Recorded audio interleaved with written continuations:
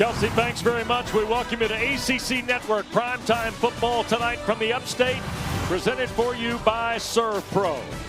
They've been playing since November of 1970, when Hootie Ingram took the Tigers to Tallahassee and they lost to Bill Peterson and the Seminoles.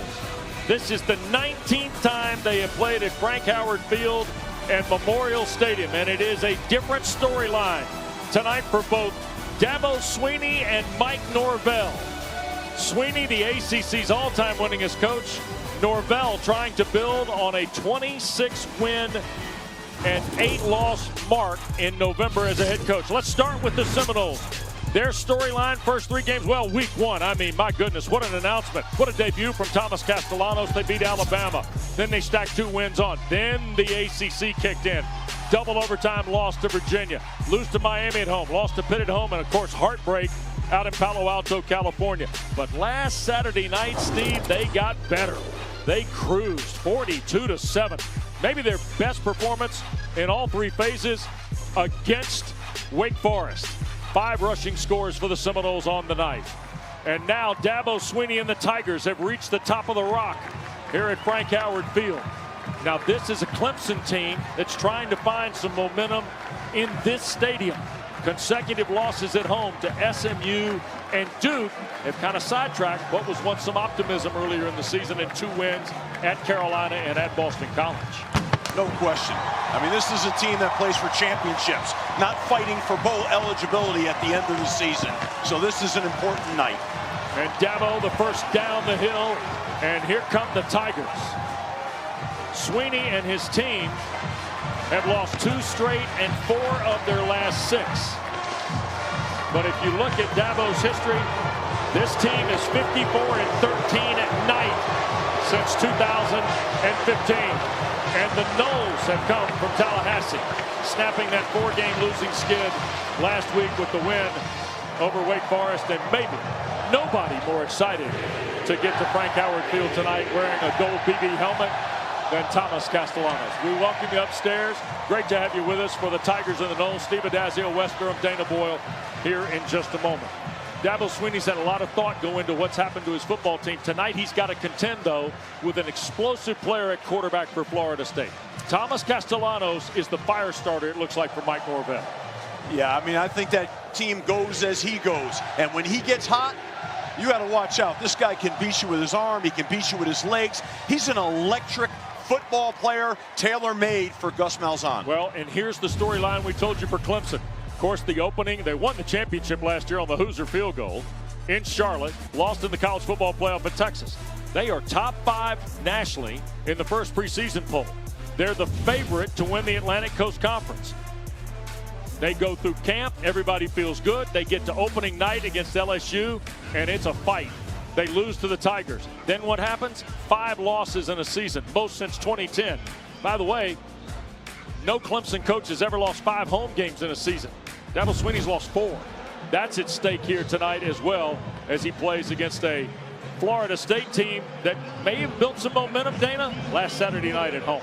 Well, for starters, Wes and Steve, no promises that I'm going to share these Sour Patch Kids with you guys at the conclusion of the game for our ride home. But Clemson head coach Dabo Swinney, he shared some Sour Patch Kids with his team this week, saying you've got to chew through the sour to get to the sweet, as a metaphor for how this 2025 season has gone, saying something good will come from this. I spoke with quarterback Cade Klubnik this week, and he told me, I'm in unfamiliar territory. I have not lost this much since I started playing ball in the 5th grade. And Wes and Steve, let's not forget that Cade Klubnik is not 100% healthy after suffering that right ankle injury against Boston College in week 7. We saw him take some big hits. He's playing hurt, but he's playing well. He hobbled off the field last week, doing everything in his power to stay on the field. He got on the exercise bike. He was doing some high knees. He was doing some air squats in every effort to keep that right ankle warm. Steve, it's going to be imperative that the offensive line and the pieces around Cade Klubnik step up tonight.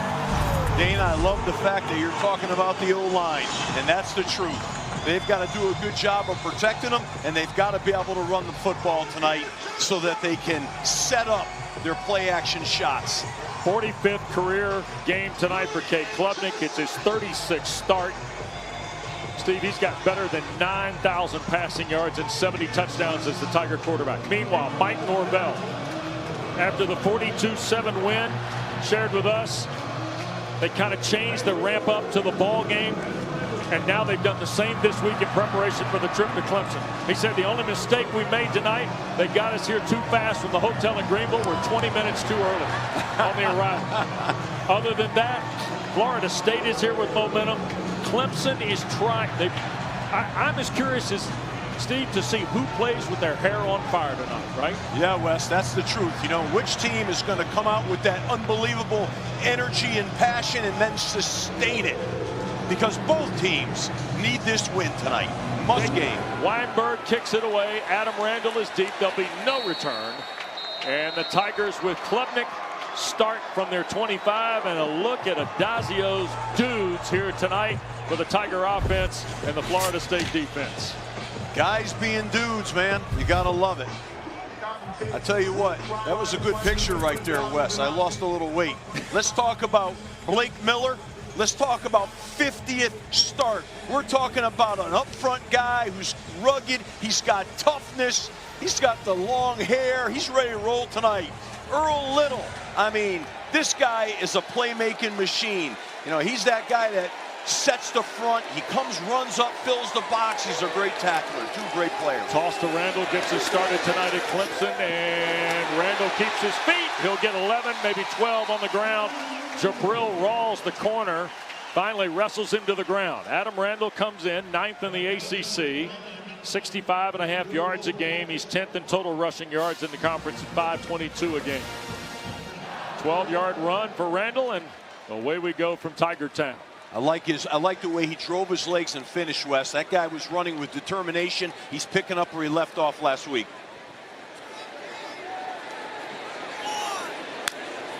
That's Williams in motion. They're going to hand it to Antonio Williams, sliding here to the left side. He'll get to the 41. That'll be a pickup of about 4.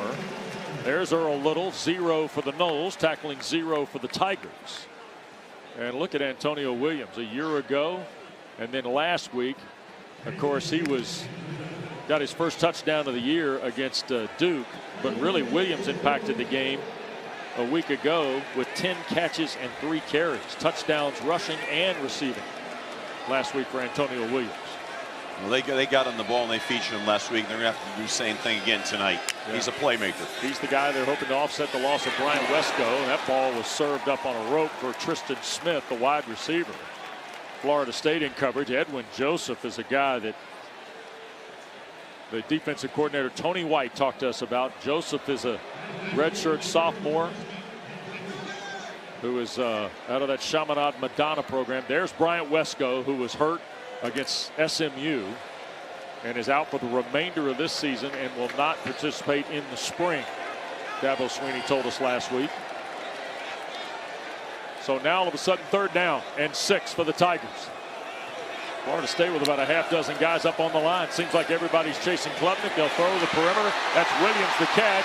Little got him before he reached the first down stick and leads the charge defensively for the Seminoles. You can see why Little's a dude. I mean, he just made a great play on the ball. That looked like he was going to get vertical for a first down, and he stopped him in his tracks. That's strong tackling right there. Critical 4th down. I think he's got to go for it. I think Dabo obviously is going for it. And let's go, man. Can you make a yard, Wes? Can you make 1 yard? You have to be able to at home. Clemson is 14 of 29 on 4th down this year. Usually see Peter Woods in a formation like this. Not today. At least not right now. Klubnik up under center now. He'll sneak forward and get it. Love it. I love that. I love the quarterback sneak on 4th and short. Get up there, sneak the ball. Don't be back in that shotgun. Love the call. Nice start for Clemson. They got a little bit of juice here. Everybody's fired up. A lot of positivity. Now what they have to do is get that ball down and score. Garrett Riley. That single piece of paper that's got all of his intelligence on there for the night. Play calls, down and distance, everything. Sometimes the sheet's unfolded, sometimes it's folded up very tightly by the offensive coordinator for the Tigers. Here's Klubnik losing one middle of the field. Olsen, Pat Henry, the tight end, the catch. at the 25. They get Pat Henry with Jerry Wilson making the tackle. Just the 10th catch of the year. And only his 4th in the last 2 games and change, Coach. Yeah. Well, they did a nice job. They're back on the ball, going with tempo. Yep, to Randall, straight ahead on the first down play off the 27-yard line. Adam Randall crashes for about 3, maybe 4 to the 23. Justin Cryer, 6'1", 238. Juice Cryer from Katy, Texas, makes the stop for the Seminoles. On that the play before the last, Wes, Florida State brought a nickel pressure. They spun the free safety back to the middle of the field, and they hit him with that skinny post. And they really well done. They're off to a great start, Wes. TJ Moore, bottom of the screen here, Coach. They put Williams in motion. Randall, the running back with Klubnik. They're going to hand it to Adam Randall again, running behind Blake Miller. And also Braden Jacobs is out there. Big 74 in the orange, the true freshman from Milton, Georgia. Well, you got there's 74. He'll come into your picture here in just a moment, and he's bigger than everybody else. That's the facts. 6'7", 355 pounds. His big 18-year-old Braden Jacobs, Steve. Yeah, well, I'll tell you what, they put themselves now in 3rd down where they have a run-pass option. They can take 2 downs to get the first. And the way that Adam Randall's running, I would think they might do that. Here they are. Toss it to Randall, coming to the left side. He will get inside the 15, and that will do it. Randall off to a terrific start running the ball. Cryer makes the stop, but it's 1st and 10. Little toss is all they did. They get the ball on the perimeter with a toss, and everybody's playing inside, playing defense. They get to the outside and give it to the guy that is getting yards. He is a north-south player right now, getting vertical. Randall averaging 6 yards a carry. 10th play of the drive for the Tigers. And Gideon Davidson, the freshman, has come into the ball game. That's Williams in motion. Klubnik back in the middle of the field. The catch is made. Tristan Smith inside the 5 and digging for more. 1st and goal at the 3. Barker the stop on the 6'5" senior and the transfer from Southeast Missouri State. Watch this replay now. Watch him catch the ball, get vertical. Watch this little move right here. Boom! And oh, I love that. A ball's high and tight, but he stuck his foot in the ground and got at least another 3, 4, 5 yards. That's a heck of a play. What a play. Putting him inside the 5-yard line. Great job. Tigers trying to cast the first die of the night. Randall back in the ball game now with Klubnik. Pair of tight ends, single receiver. Goal to go for the Tigers. Klubnik in zone, and it is dropped. That was TJ Moore, incomplete. Hit him in the hands, and I'm not sure that Jabril Rawls did not rake it out of there. You know, Wes, I'm a little surprised. I mean, I get it, right? They're probably saying they're going to get runs, so they come back here and they throw the slant route. But I got to tell you, and that was a great defensive play there, by the way. But I got to tell you something. The way they're running the football right now, I don't know. I might have just kept surging that thing across the goal line here. I'm sure they'll run it here now. If they don't, I'd be surprised. You see Clemson 5 of 6 last week on touchdowns and red zone opportunities. Here's the give. This is Randall straight ahead. He got knocked back. And again, Elijah Herring. He and Cryer, the 2 big guys at linebacker, one with 28, the other with 27 tackles coming in. Herring, by the way, had 13 total tackles in the last 4, and he makes his presence felt here. That's a really strong tackle on the goal line. He dropped his pads, he got low, and he drove him back. That was strong. It's hard to take a back down one-on-one. 3rd down call here now, critical. I'm sure he's going to be throwing the football here, but they're going to get themselves into a bunch package and try to get some form of rub routes out here. Klubnik looking to throw. Now he's going to tuck it and run. He'll score standing. Tigers on the board.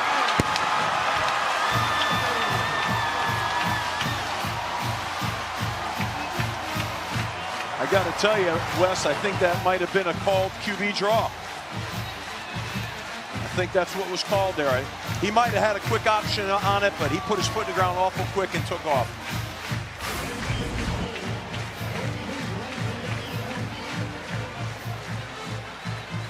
Yeah, that's a called quarterback draw. Really nicely done by the offensive line. Quick vertical decision by Cade Klubnik. What a drive. They're going to fake it and go for two and into the end zone. Did they get the two? They did. My goodness. Clemson snapped it, and Clay Sweeney scores the two-point play.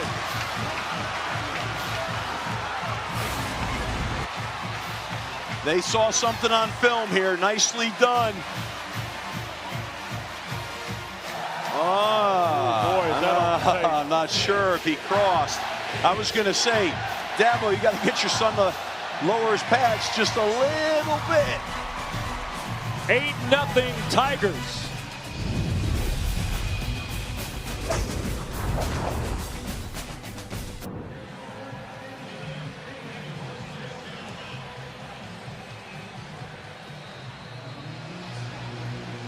Eight 0 Clemson as we rejoin you from Frank Howard Field. Tigers taking 6.5 minutes off the clock and 13 plays to get a 7-0 lead. There'll be no return. Florida State's going to start from its 25. The two-point play on Clay Sweeney's behalf for Clemson went to review. Here's the game day operations center in Charlotte. Helmet gets hit here, and then we have the ball that is with that right there. That's not clear and obvious enough to overturn it. So based off of this, would everybody agree the ruling on the field is upheld? Yes. Yes. We're going to uphold this ruling on the field. Thanks, everyone. Thanks. Okay, thanks. So there they went. And it's 8-0 Clemson on the Tigers' first two-point attempt of the year. So now it's Thomas Castellanos' serve for Florida State. Sidearm shot on first down. And that's Deuce Robinson. And get a good look at Zero, coach, as he's tackled by Ashton Hampton on a gain of about 13 on the play. Well, this is a football player right there. He sure is. I mean, he's a mismatch for just about any DB. Sam Singleton, who had a terrific night last Saturday against Wake Forest, is the running back. First carry. Will Help had him for a moment. Singleton spins off that for 2. You see Tommy Castellanos is averaging almost 17 yards of completion. That's the most in FBS. Mekhi Danzy's second in FBS in yards per reception. And you see who's 5th, and that's Deuce Robinson. Second down.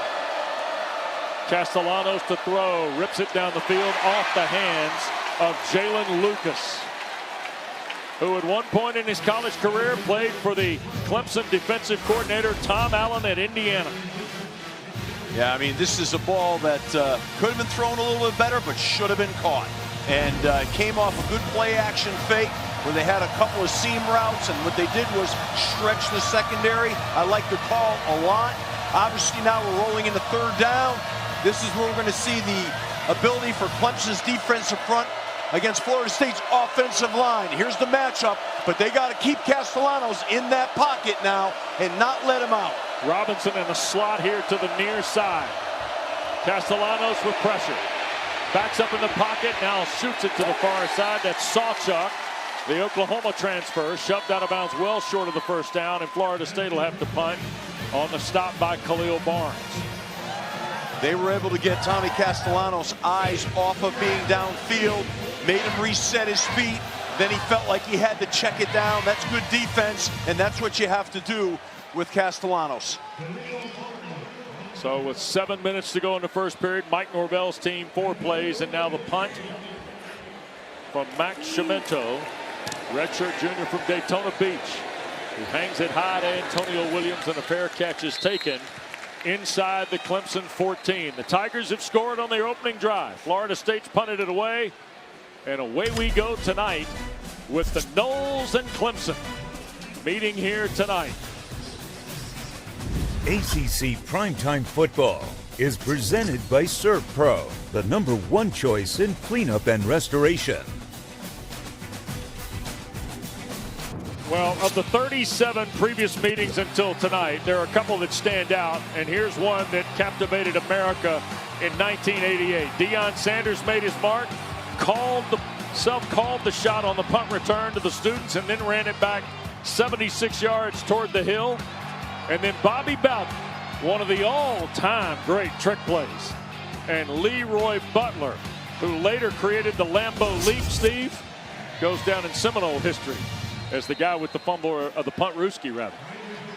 There have been some great players rolling through that place. Both schools. Clemson comes in. They won 8 of the last 9. Here goes the freshman Davidson on the carry for right about 7 yards. And look at this, Steve. I mean, there's the tail of the tape. I mean, 3 national titles each, 22 titles in the league for Clemson, 16 for Florida State. Look at the draft picks. Look at Weeks at number 1, right? Yeah, it's crazy.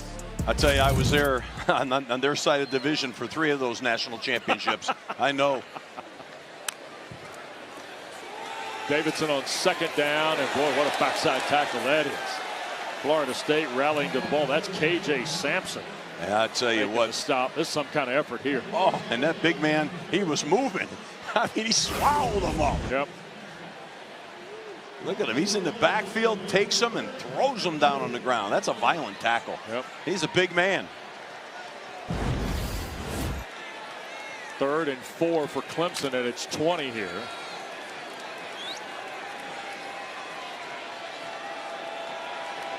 Two backs now with Klubnik. They move Williams out to a slot on the right.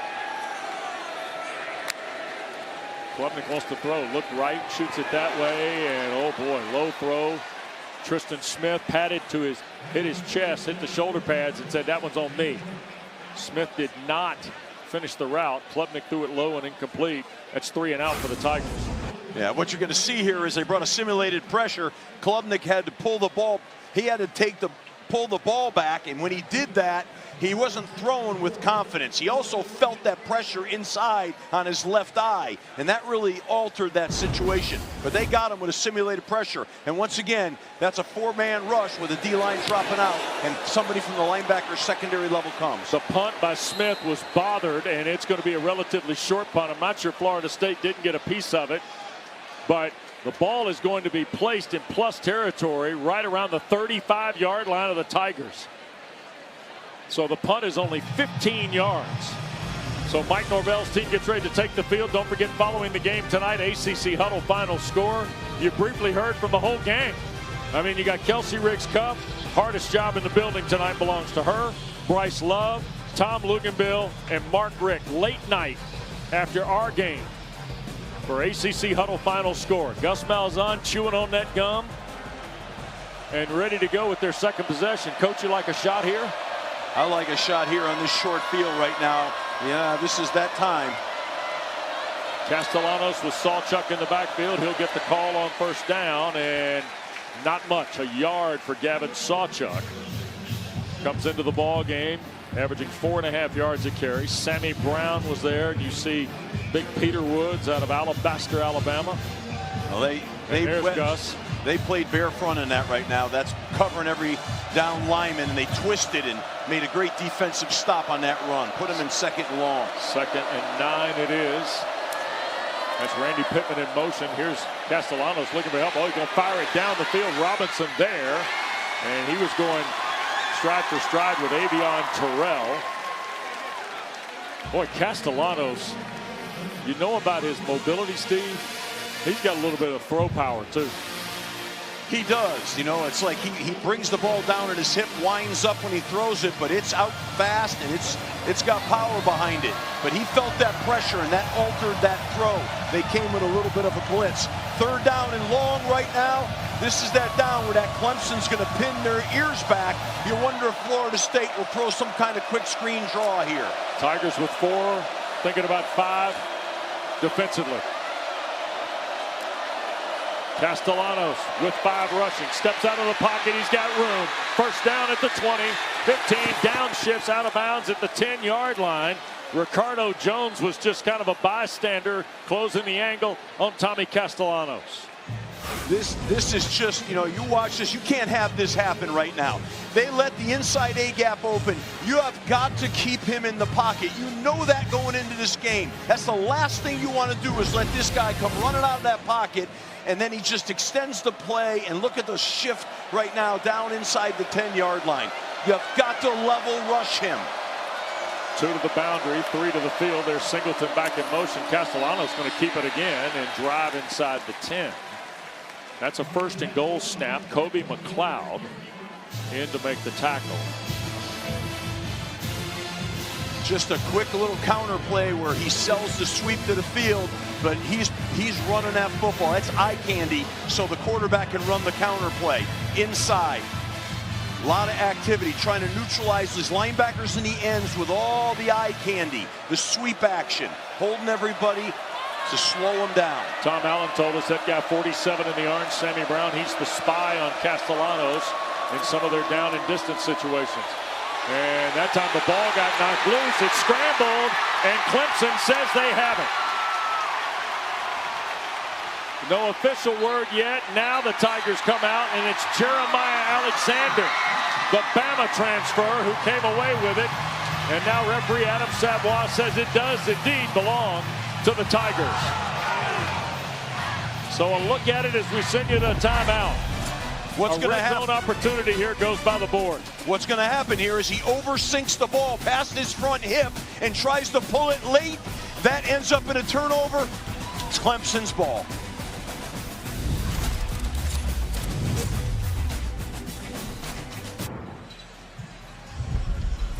Golden rule and read option. As you see Castellanos sink the ball, he let it get beyond his front hip. When that happens, you're invariably going to have a turnover. That's a no-no, and he rode it too far making his decision, and here we are. And there's Gus Malzahn with Tommy Castellanos. Clemson takes over on the turnover off the 11. Here's Davidson, the freshman, out for about 3, Dana. Of course, Tommy Castellanos visibly frustrated when he's coming to the sidelines talking to Mike Norvell, and Gus Malzahn just waves him over and says, come down here and sit, son. Let's watch some film. I talked to Tommy Castellanos this week, and he said, what an honor it is to be coached by someone by the name of Gus Malzahn. Just always in the film lab, always watching, adapting. Pretty impressive coming from a head coach now to the offensive coordinator, Steve. Dana, they're a really great combo. Castellanos' talents and Gus's tutelage, it's unbelievable. Whoa, look out. Mandrell Desir, one of the Desir twins from Miami. That's his 3rd sack in the last 3 games and change.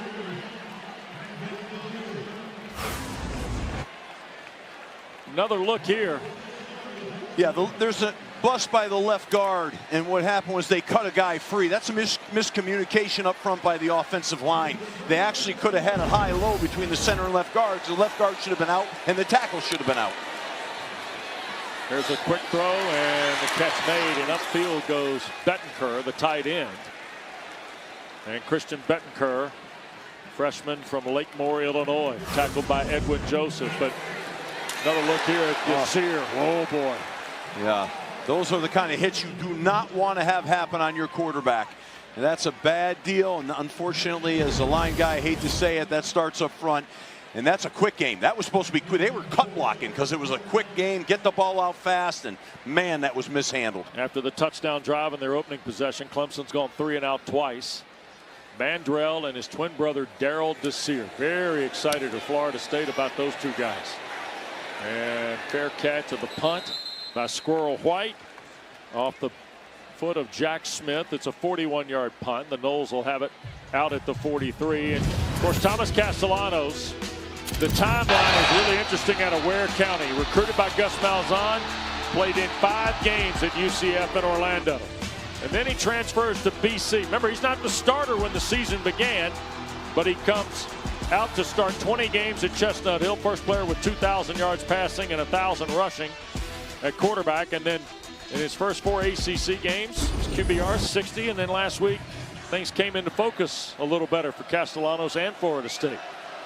Wes, he's a streaky player, and he needs, he's a guy that when it's going real good, he seems to gain steam. So what they need to do is get his confidence right now. He needs to have some successes on this drive. Knowles from the 43. Quick shot here to the near side. Mekhi Danzy, who can really roll.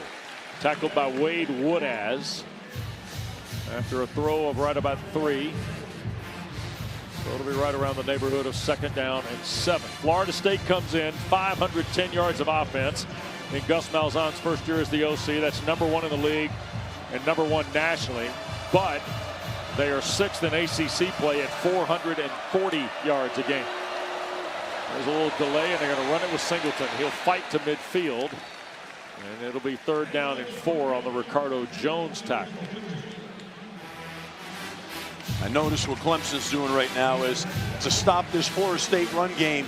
They're playing what I said before, that bare front with someone zero on the center, and then they cover the guards, and they put on outside edges on the tackles, and then they plussed it and brought Woodaz. So they're committed, Clemson, to stopping this run game of Florida State's. They got Denoff in to play one of the rush-in spots. There's a snap. No flag. Castellanos going to throw for Robinson. Cannot pull it in against Ashton Hampton. By the way, that's a terrific matchup tonight. 6'2" Ashton Hampton from Tallahassee against Deuce Robinson, of course, the junior transfer from Southern Cal. What's amazing is Deuce Robinson, for a guy 6'6", 225 pounds, he accelerated on that ball because Castellanos led him, and he laid out with that long frame of his, and I was like, wow, he's going to make this catch. I mean, that guy is a dangerous threat to Clemson. Florida State came in 6th in the FBS in 3 and outs with only 8. This is their 2nd, as Chimento will punt it away, and Antonio Williams backs up right in front of the 10-yard line for the fair catch. So with 16 seconds to go in this first quarter, Tom Allen's defense has produced 2 3 and outs on Florida State for these Tigers of Dabo Swinney in the first 3 possessions. Well, Clemson jumped out here and gained some nice momentum early, but right now it's gotten a little bit back and forth, a little bit 3 and out. See if, Clemson can generate another drive here. I think they need that for their confidence. Both teams are fighting for confidence. Both teams have had their rocky moments this year, so it's going to be an interesting deal here, back and forth. There's Tom Allen, we saw a moment ago, charging toward his team on the sideline. Klubnik and the Tigers from the 12 here. That's TJ Moore in motion. Quick throw here to the near side. Caught by Williams. He slipped on the first guy, but not the second one. That first guy that almost grabbed him came in as Omar Graham, one of the linebackers, and it was finally Amari Williams, the sophomore from North Palm Beach, who made the stop. Yes, sir. I got to tell you, Wes, that was great defensive pursuit right there. That was hats to the ball, man. Coach is ready to roll. Clemson 8, Florida State nothing. End of the quarter. See you in a minute. Welcome back to Clemson. Coach Norvell, we saw your quarterback Tommy Castellanos jog off the field visibly upset. How do you get some momentum going offensively? Well, I mean, obviously we had some mistakes. We had a drop pass. We've had a couple missed opportunities, and then the turnover down there in the red zone. We just got to settle in, make sure we're owning the football and go out there and just play our game. Been able to move the football. We just got to go finish drives. Thank you. Thank you. Cade Klubnik on 2nd and long. Stretches it out to about the 18-yard line. He's got over 10,000 career yards of total offense now in his career. Blake Nicholson makes the tackle for Florida State. Klubnik just the 4th player, by the way, in Tiger history to do it. Mike Norvell, Steve, who 44-year-old native of Irving, Texas, now in his 6th year in Tallahassee. 10th year as a head coach. Got 2 new coordinators, and man, the bumpy road that they snapped out of last Saturday night's encouraging, but well, you're right back on it when you come up here to play. Here's Klubnik battling again. This is 3rd down to the near side, and he'll flip it up incomplete out of the box, so that will not be grounding. It'll be an incomplete pass. Darrell Desir. We saw Mandrell make a play earlier. Now we're seeing Darrell make the play. These 2 guys, huh? Look at him. It's a headsy play right there, though. Yep. I give him credit for that. And I'll tell you what, he's pretty, for a guy who's got a bad ankle, he's moving pretty good right now.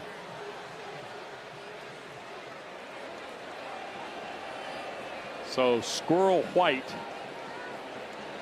will be deep to take the punt from Smith.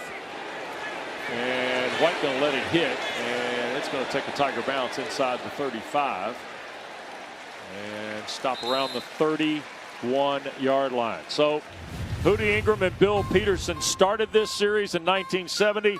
There have been some moments, though. Florida State beat Clemson 17-14, the first Bowden Bowl. By the way, Robert Klecker Bowden would have been 96 today. Would have been his birthday. How about Dabo and Bobby? 2009, Tigers won 40-24. And then a couple of years ago, took overtime. Jordan Travis and the Knowles winning 31-24. Now Dabo and Mike Norvell settling in here tonight for meeting number 38 and the 19th visit of Florida State here to Clemson. Chroma, Deuceman Chroma is a big-time talent out of Lee County, Georgia. 6'1", 220-pound frame. He had a dozen carries for 63 at Florida State earlier this year. They really like him. They feel like he's got a big future and starting to really learn all facets of the position. Roma checks out. Castellanos gets it to him. He dropped it. Incomplete. Right in front of Khalil Barnes. They were trying to get it to him in space. I like what Florida State's doing right now. They're trying to go to the quick game as in chopping. And I like that chopping stuff because what that does is it makes the defensive line start to think about their legs. And they don't come off the ball as fast. That's why they're doing that. They're trying to slow down Clemson. 3rd down and 7. That's McCoy in motion. Castellanos on the pivot, shoots it to Chroma. He'll keep his feet and stretch for near the first down. Barnes was able to leverage him. And I think he's 2 yards shy. Did not quite get to the 40, so less than 2 full for the first down. That was a great open field tackle, great acceleration by Barnes. This is a very aggressive decision right now by Florida State early in the game. They're on their own 39-yard line.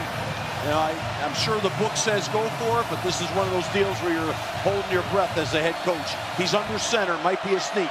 8 on the play clock. Castellanos a play fake, gonna throw wide open. Randy Pittman dropped it. Could not finish the catch. He was wide open.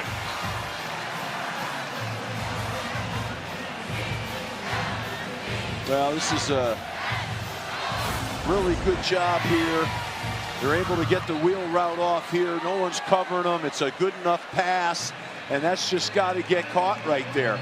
Wow, wide open. That's a real gutsy call by Gus Malzahn, and they don't connect on it, but not because it wasn't done well. It's because we just got to drop, and that happens. So now they've given Clemson the short field. That's the risk you take. Now the defense has got to make that play right. Clemson has turned it over on downs in their last 3 possessions, 3 and out, and then punts to end every one of them. And now Klubnik in plus field at the Seminole 39. Got all the trappings of a pivotal point in the game. They're going to let Randall run it. And Adam Randall gets knocked back toward the 34 by Ashland Barker. There's a look at the Tiger possession chart. 13 plays, 75 yards, passing, running. Klubnik the keeper. Sweeney the 2-point play, 8-0, and now the last 3 series have been 3 and out. Now plus field, and it's 2nd and 5 after the Randall run. Yeah, that was a beautiful run too. What a jump cut off the inside zone he made. I really like him. I think he's a heck of a football player. Now a little flea flicker. They're going to throw it back to Klubnik. Pursuit coming. They're going to throw into the end zone. It's caught! Oh my goodness! Antonio Williams.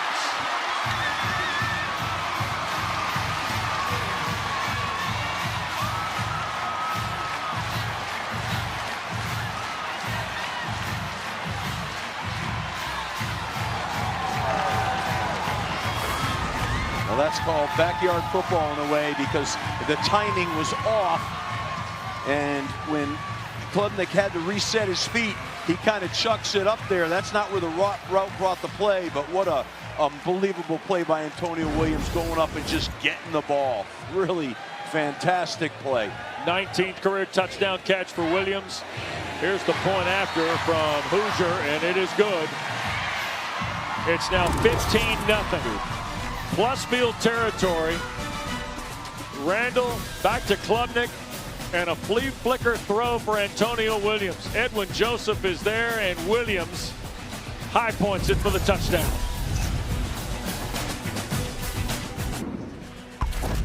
Welcome back to Clemson. You're watching the ACC tonight on ESPN and our ACC Network primetime coverage. And boy, Cade Klubnik's in his bag, Coach. 15-0, the Tigers lead. And if I'm reading lips good, he's saying pedal to the metal. Huh? Pedal to the metal. I love it. That's right now. Call momentum. And they're not going to return the kick. Lucas hesitated. Steve, let's go back to the play a moment ago. I thought Lucas was getting ready to run that out. Antonio Williams is going to sell the run. He's going to burst and come back. Though they're sell the fake, pitch it back to Klubnik, and we're going to see a really cool deal here. There you go, sink it back. Now Klubnik unfortunately had to move to his left, but he still found Antonio Williams, and he went up strong for the ball. Clemson is pedal to the metal, and they are going after this game, really emptying that bag right now. You love it. Chroma back in the ball game to join Castellanos. The pitch to Chroma, and around the corner, my son Kelly from the Tiger position. First of the many to arrive on Deuceman Chroma. I'll tell you, Wes, right about now, I think we got to get the ball for Florida State to old Deuce Robinson a little bit. Yep. I mean, that's a mismatch guy. He's an elite player, an NFL player, a first-round pick. You got to get the ball to him right now. Roydell Williams checking into the ball game, Coach. His fourth game of the year. Castellanos keeps it around the corner. He's going to get the first down, but Roydell Williams, the Alabama transfer, number 5 into the ball game. He played just 7 games in the last 2 years for Florida State. And look at this.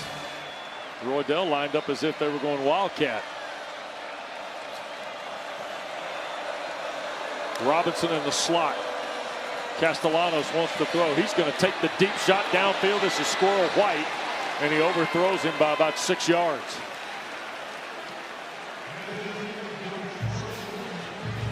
So that's that play. I tell you, they put 2 on the safety, and I really like the route, but the throw is off. Look at this run by Castellanos.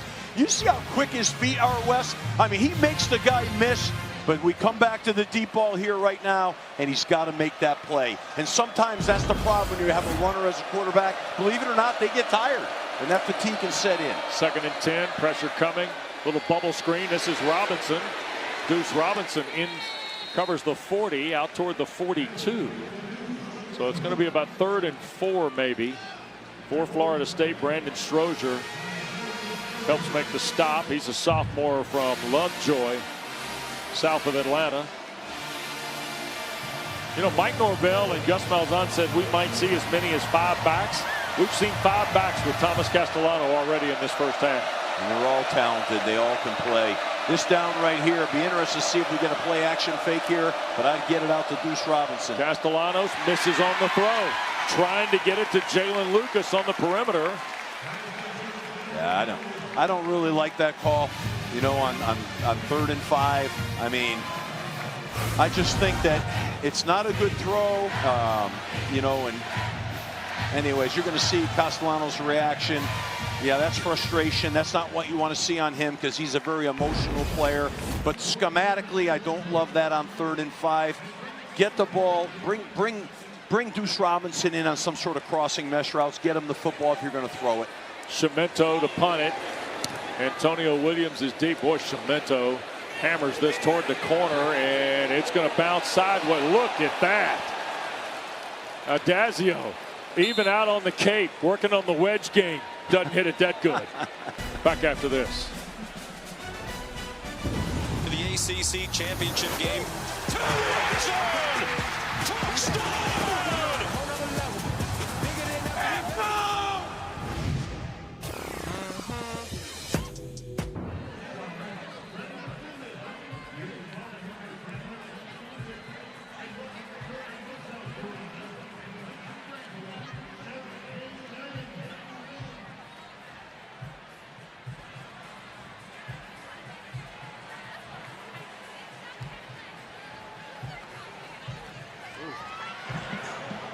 Kelsey, thank you. Man, oh man. Cavaliers and Deacons tonight on ESPN. Gideon Davidson getting ready to line up with Kate Klubnik. Dana? Well, first, I don't know if that's a tease by Kelsey for another cardiac who's setup we got going on in Charlottesville there, but I've been really impressed with Cade Klubnik and his composure this week. He told me he had a chance to talk to Taj Boyd, and he asked him, how do I lead when things aren't going well? And when I spoke to Cade Klubnik, he told me it's been really difficult. Things have been really hard, but my job as a leader is to bring joy to those around me. And that's a student athlete that understands the bigger picture, Wes and Steve. Steve, you're a fan of this kid, aren't you? I am, and you know, maybe I wasn't so much early on, to be honest with you, but he's playing at a high level right now, and with adversity, playing his best football, and that's a sign of a champion. Yeah, he was tough as nails in here last Saturday against Duke, and what ended up being a tight loss. Here's Davidson, the talented freshman from Lynchburg, Virginia, and of course, Cade Klubnik, preseason player of the year in the ACC, 2 times the title game MVP at of course, very traditional power Austin Westlake High School. And here tonight making his 36th start. He's got 22 wins as the Clemson signal call. And that is the one wrinkle about the Tiger program. Here's the 1st and 10 play after the run by Davidson, and they're going to hand it to Williams on the sweep. Antonio Williams, Edwin Joseph down the line will hold him to maybe a half yard. The one thing about the Clemson program, Steve, there are so many guys who have been part of the foundation Dabo Swinney has built here in 18 campaigns, that when Dana mentions he goes and spend time with Taj Boyd, if you do that, you got Taj Boyd. You got C.J. Spiller if you're a running back. You got guys who played here, coached here one way or the other, Steve. You got other guys that have been around the program who maybe now are just in a support role. It's amazing kind of the structure that when tough times hit, they've got familiar names and familiar people they can join to have that conversation. There's Olsen Pat Henry short of the first down on the throw by Klubnik. So it's a 3rd down play coming up here for Clemson, and Florida State still staring downhill, trailing 15-0. Under 8 to go in this first half for Norvell's team. This is a 3rd down right now that, you know, you're even with the chains if you're on offense. You know you have your whole playbook at you right now, but it's a critical one to keep momentum alive for Clemson. They're in an empty set. They're going to bring him back here now because they want to unwind the defense and see what coverage is. That's what that was all about. And Garrett Riley and Dabo Swinney just called a timeout. Clemson, they're first. Something amiss, perhaps, for where the Tigers were going.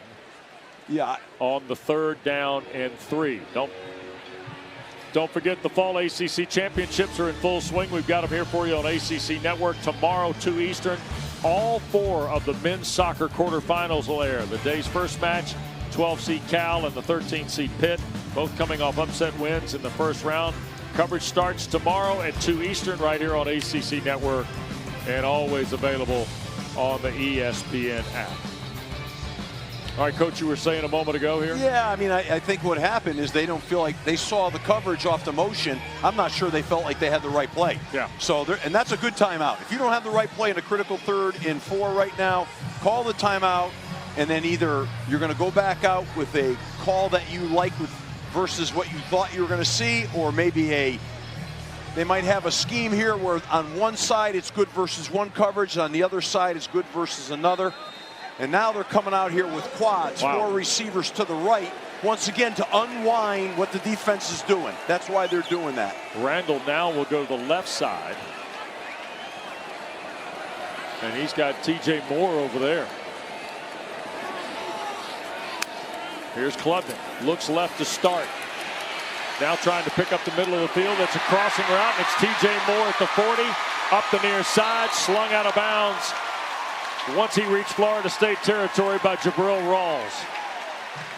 And Rawls and Moore, little post-scrimmage mix-up into the Tiger bench. This is so well done by Klubnik. I mean, finding that crossing route, because they were in 0 coverage. They showed 7 and brought 6. The offensive line fell to the right. Klubnik had protection to the right. That was really, really well done at a high level. Everybody on the same page. Davidson, still the running back with Klubnik. Off the midfield mark.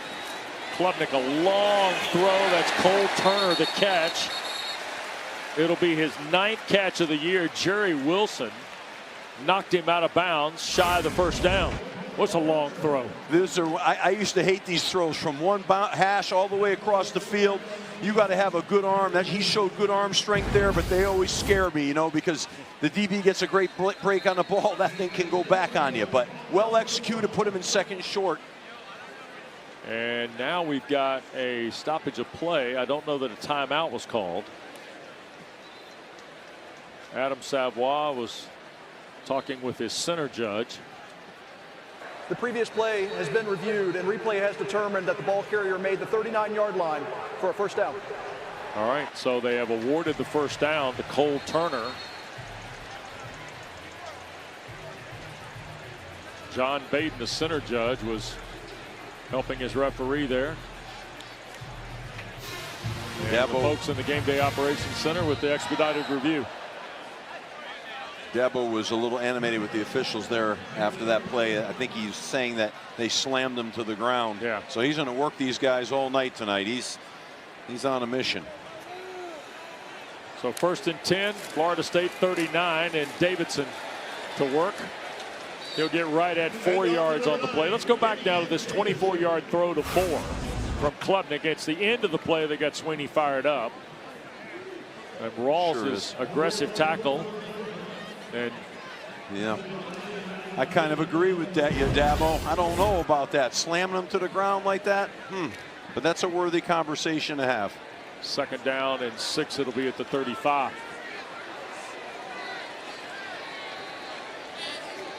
Pat Henry, the tight end, kind of flexing here with Davidson and Klubnik in the backfield. The play clock down to 3. Clemson's got to get set. They do. And Davidson will keep digging, and I think he's going to be a yard shy on the Earl Little tackle. They have been talking about Gideon Davidson. Garrett Riley hinting to us it's really just about the timing and the confidence he's developed. Highly recruited, the number 3 running back in the ESPN 300 a year ago out of Lynchburg, Virginia. Born in Ghana, this young man has got a very bright future. He's got exceptional feet. You saw him jump cut on a dime right there. He sure does have a great future. What a talent. 3rd down and short. And they're going to hand it to him again, and that's a first down run for Davidson. And I said this last week, Steve and Dana, when we were here, and I was reminded walking through the Reeves facility building at Clemson yesterday, when they gave him number 9, they had an expectation. Because not only did 2-time ACC Player of the Year Travis Etienne wear number 9, so did Wayne Gallman. Steve, you remember Wayne Gallman, don't you? I don't. No, you lie. No. Yes, you do. Wayne Gallman rifled you guys. Come on now. Of course you do. Wes springs his stuff on you, man. Wayne Gallman. He's got history for days. It's like, wait a second. Gallman. Wayne Gallman, Travis Etienne. You remember all those guys. I do now that it's sinking in on me. That's Holy exactly cow. Right. I'm watching the field. I'm like, what? Well, moral of the story is you don't just wear the number 9, you are the number 9. Thank you. No, Let me wrap that up for you guys. The moral of the story, Dana, is I better stay on my toes with Wes because we could be focused on one thing. He's talking about history, man. Wow. I went to Central Connecticut. It wasn't like I went to Harvard or something, man. Holy moly. You didn't go to the Harvard of the South? No, I didn't go to Harvard of the South. Elon, no. Wow. Yeah, speaking of Connecticut, oh boy. Constitution State with a win today. Non-conference victory for the Huskies. Oh, yeah, that was a great win for UConn, but not so good for Duke. More of that coming up at the half for Kelsey. Here's Klubnik being forced from the pocket, throws end zone, and Bettenker was the closest Tiger there, and he almost ended up in somebody's seat. Jaden Jones was flushing Klubnik from the pocket. You know, you like his thought. He's trying to go for the touchdown, but he was outrunning that thing. He would have had some real yards here if he just ran it, you know, and he's got good speed right here. He's going to outrun 44, but I mean, he saw him in the corner. He took a shot at it. Give him credit. Now they go to 3rd down. This is one of the longer 3rd downs they've had tonight here at 3rd and, you know, probably about 6 or 7. So they're back in an empty, unwind the defense again with the motion back to the backfield.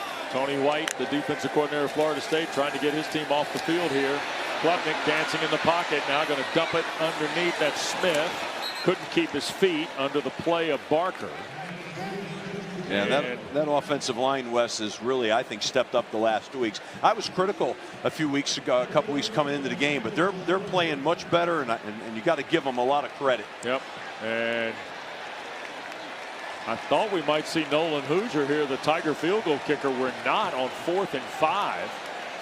Yeah. Now, is Dabo Swinney going to wind this down, call a timeout, or they're going for this? Yeah, I mean, he's pedal to the metal, as he said, but wow. Adam Randall in the backfield. Play clock down to 5.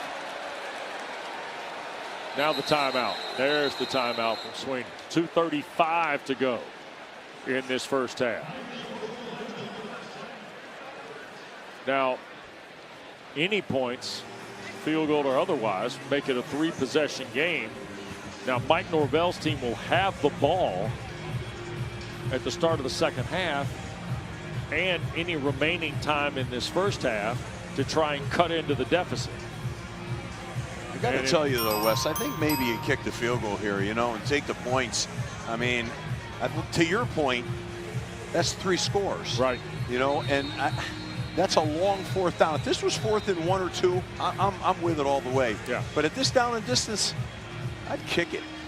I think that's, and Nolan Hoosier's come out.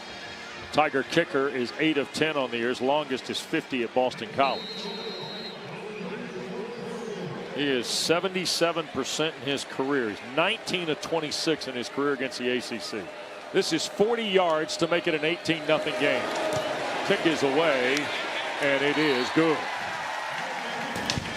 So, 2:31 to go first half. 18-0 Tigers. 18-0 Clemson.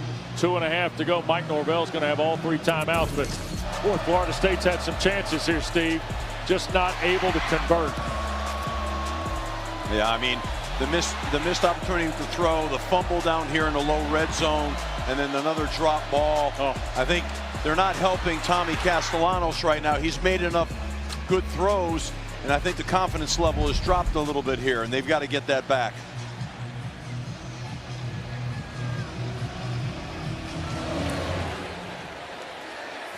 And the kick will be through the back of the end zone over Lucas's head from Robert Gunn. We got men's basketball coming up for you Friday night, 7 Eastern. Number 6 Duke welcomes the Sycamores of Indiana State to Cameron. And then 25th North Carolina takes on NC Central. Lavelle Moton's Eagles make the short ride over. Both games on ACC Network and the ESPN app next Friday night. We had a doubleheader last night. People got to see wins by Clemson and NC State.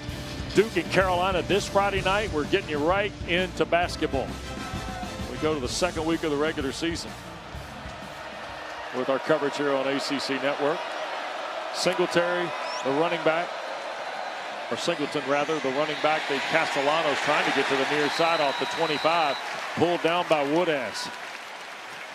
Clock continuing to run. They baited him pretty good on that play. The end crashed down. He was reading the end, whether to give the ball in the counter or pull it. And the end baited him. He came down, but they looped an interior defensive lineman out. And they fooled Tommy Castellanos on a play. That's good defense by Clemson. Roydell Williams has come into the backfield. And there's the 2-minute timeout. So we'll step aside. Mike Norvell and the Noles behind the sticks, trailing 18-0 first half.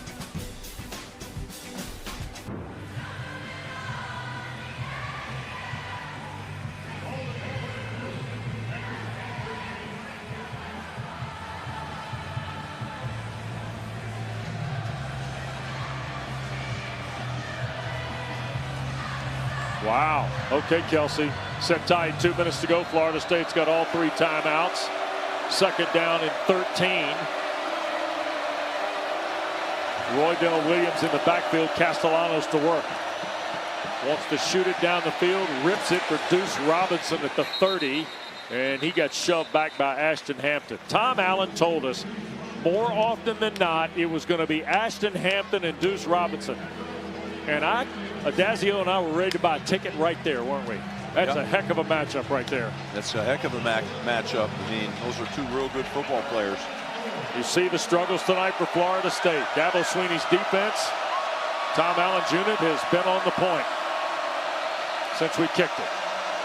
Third down. Castellanos again. Near side caught. And that is LaWayne McCoy.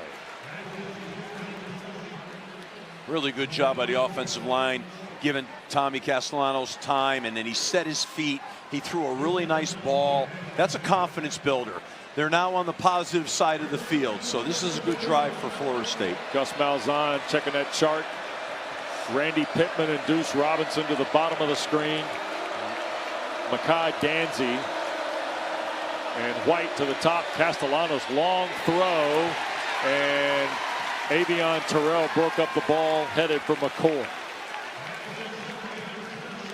So it'll be 2nd down and 10 with 76 seconds to play in the first half. Florida State still got all 3 timeouts here. He's late with that throw, Tommy Castellanos. That could have been picked the other way. I really like Avion Terrell. I like the way he plays. He's aggressive with his break on the ball. That was a good defensive play. 2-by-2 look. Tigers bring 4. Quick throw, dropped. Danzy could not clutch it right around the 41.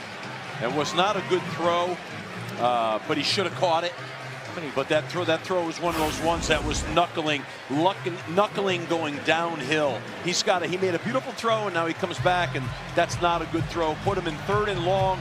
3rd and long is a tough down here. You wonder if they're going to drop him back right now and try to throw for a 10-plus play, or are they going to throw some sort of quick screen? Bunch of orange shirts on the line, Coach. Yeah, that's that front they like to play where they have 6 up. Here they come, all 6 of them. Quick throw, in traffic, the catch is made. That's Landon Thomas, the sophomore from Colquitt County. Mike Norvell going to take a timeout. Ronan Hannafin makes the stop. It is 4th and 2 for Florida State in Clemson territory at the Tiger 40, and here we go with a decision. You're going to get the ball to start second half. You're down 3 possessions. How you handling this? You got to go. I mean, you got to go. You got to be aggressive here. You got to get something going. You got to establish some momentum. I think right now, 4th and 2 right now, you're going for this, and Florida State has not been shut out in any half this season, Coach. Yeah. Well, they're going to say they're not going to get shut out here. They're going to come out here, and the question I have is, what's the call going to be on a long 4th and kind of 2.5-ish, Are they going to run a quarterback draw? Are they going to get an empty or something and run a quarterback draw with Castellanos, or even with a 1 back in the backfield? ESPN Analytics says 4th and 3 or less, go. Yeah, those are the analytics, but the coach got to make the decision, and he's going to have to live with the consequences. I think it's the right call here. Robinson to the boundary, 3 to the field. Pressure coming. Castellanos up in the pocket. Now going to tuck and run. Here to the near side. 1st down and more. Castellanos at the 20. 15. Slides right around the 13-yard line. There's a flag thrown in behind the play by the center judge. They're spotted to play to the 14 with 55 seconds left. 26-yard run by Tommy Castellanos. Yeah, they're going to look at Woodaz right here. Personal foul, unnecessary roughness, defense number 17.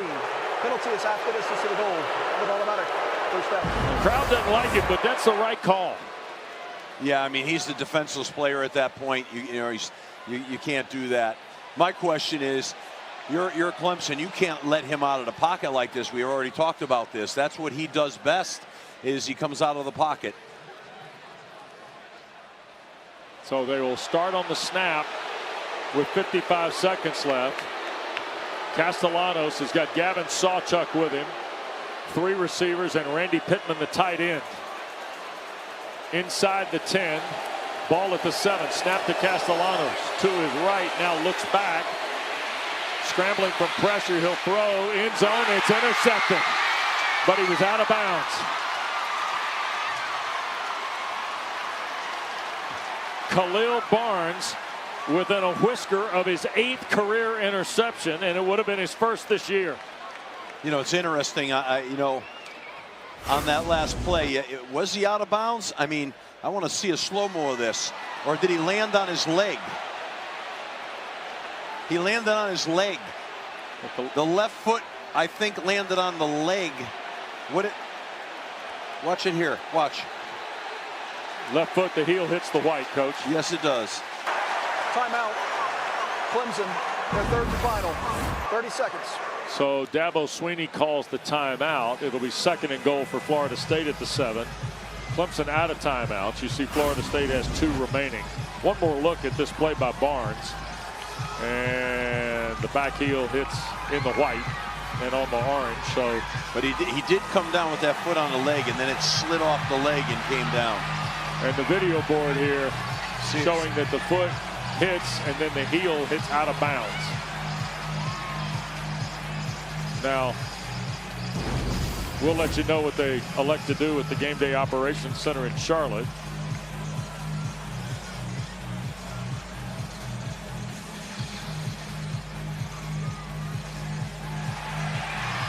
And the crowd shows, they're being shown this replay, Dabo Swinney and Adam Savoy both staring at that video board. But when the heel hits the ground, if he toe taps it, it's a different thing.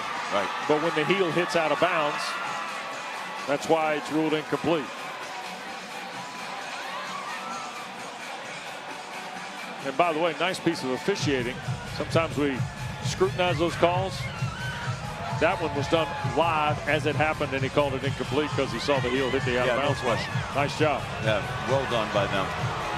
Big defensive series here for Clemson. You got to appreciate what Florida State has done to getting the ball down here. Yeah. And these are teams battling each other, but here we are now. Ball on the 6-yard line. 47 seconds left. Clemson's with an all-up look. Look, they're giving him a zero coverage look. Zero man. Let's see if someone bails out. Castellanos in the gun. Pressure right up the middle. Shoots it end zone. It is caught. Deuce Robinson. Did he hold on? Now they'll call it incomplete. I thought he trapped it on his right hip. Oh, man. For a moment, it looked like Robinson had trapped it on his hip. Right in front of Hampton. Look at that. He does have it on the hip. Wow. Wow. Steve. I mean, you got to secure it through contact with the ground. Yep. Did he have it long enough? That one, that's an interesting one right there. Wow. Back-to-back snaps. Probably the right call there. Probably the right call, but wow. 3rd and goal at the 7, and now Mike Norvell going to take a timeout. Florida State, their second. Think about the 2 seconds. plays we've just seen here. It looked like Khalil Barnes was going to get a pick at the pylon. The heel hits, right? Yeah. Deuce Robinson has the football trapped on his right hip. Watch the ball, watch Robinson. And to your point, Steve, when he hits the ground, does he have control? I mean, it almost looks like he does long enough. But it's very close. But I'd love to hear the interp on that.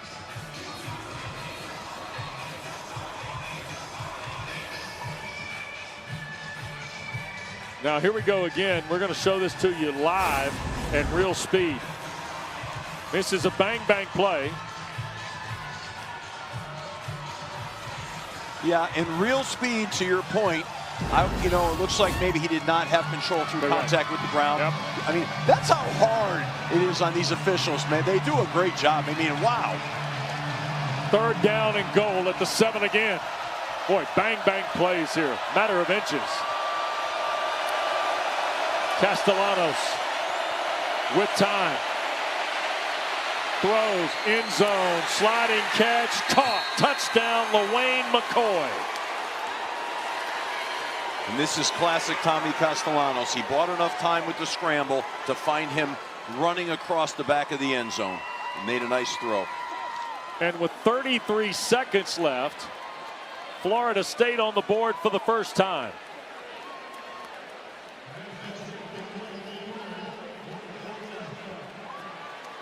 Jake Weinberg to try the point here.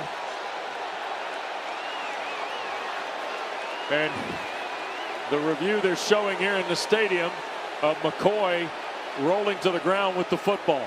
I thought the policy was it automatically got reviewed. Yeah. So Now remember, we'll take another look here at the play. That's McCoy in the slot right. And Castellanos improvises to wait on McCoy. Now he got knocked out of bounds by Barnes and then comes back in to make the catch.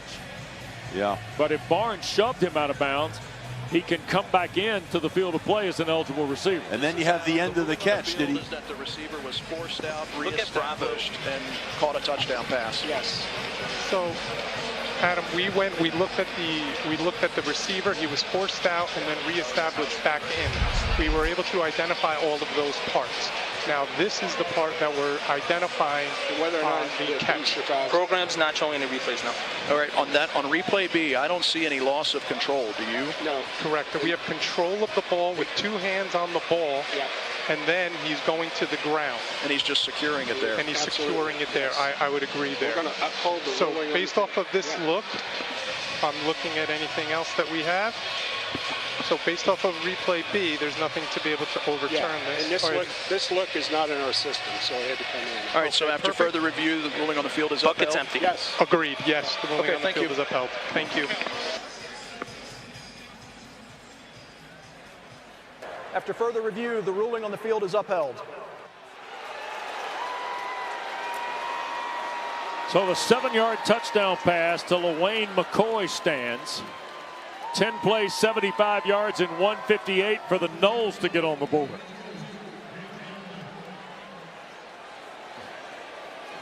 I was a little surprised watching that. I thought maybe he might have used the ground to help him secure it at the end, but I understand the call was a touchdown on the field too. And Weinberg drives it through, and then he got knocked to the ground by Hampton. And they're throwing a flag on top of this. So Adam Savoy talking to Florida State. And they're going to find out how they'll assess the penalty here. Running into the kicker. The try is good. So there you go. And with 33 seconds left, it's 18-7. Florida State gets the ball at the start of the second half again first. Boy, Dana Steve, what a wild final 2 minutes and 31 seconds we've seen here. We still got a half of it, 33 seconds of it left here. Yeah, Score by Clemson. Yeah. And now Florida State, maybe their most important drive of the ball game, Steve. I don't think there's any question. That was a great drive that created momentum for them. You got to give a credit to both these coaches. They both have their teams playing really, really hard, really competing. And I tell you, I give them a lot of credit. They're prepared. I think we got ourselves a really good game here tonight. I think these teams are going to battle to the very end. We'll watch Weinberg kick it away. Dana's going to try and get a word with Dabo Swinney here when the first half comes to a close. And this kick will not be returned. So Clemson out of timeouts here. I suspect will just touch a knee. And then Dana will talk to the all-time winningest coach in ACC history, Dabo Swinney. 185 career wins coming into tonight. Yeah, I think, they'll open up, maybe hand the ball off, see if they get a big explosive run play and go from there. But at this point, with no timeouts, unless they hit something big right out of the gates here, I suspect they'll get it to half. Klubnik working on 135 yards on 11 of 16, and he's just going to hand it inside. Randall will get to the 28. And the Tigers can't stop the clock. Darrell Jackson, first time we've called the big man in the middle's name tonight. 6'5", 337, fifth year out of Havana, Florida. Big number 9 for or 6 rather, for the Noles.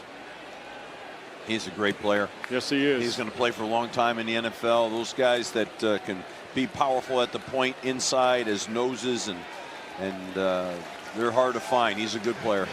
So Dabo Swinney going to wave his team to the locker room as the clock hits triple zeros here at the break. And we'll go downstairs. Dana Boyle with the Tiger head coach. Coach Sweeney, we both know this game is far from over. How does your team capture back momentum to start the third quarter? Well, defense, they got to set the tone in this opening drive. We're going to have a penalty, so that's going to hurt us in some field position. But we got to, offense set the tone to start the game. Defense has got to do it to start this third quarter. But, offense has done some good stuff. We've had some stops. We've also been fortunate where we've turned some guys loose, especially on the wheel route. So they're going to come back to that. So we got to make some adjustments. But yeah, this is Clemson, Florida State. Got a long way to go. Thanks, Coach. Okay. All right, Dabo, thank you. Dana, appreciate it. All right, sit tight. Auto Owners Insurance halftime report coming up. Kelsey Riggs Cup with Lugs, Bryce, and Coach next.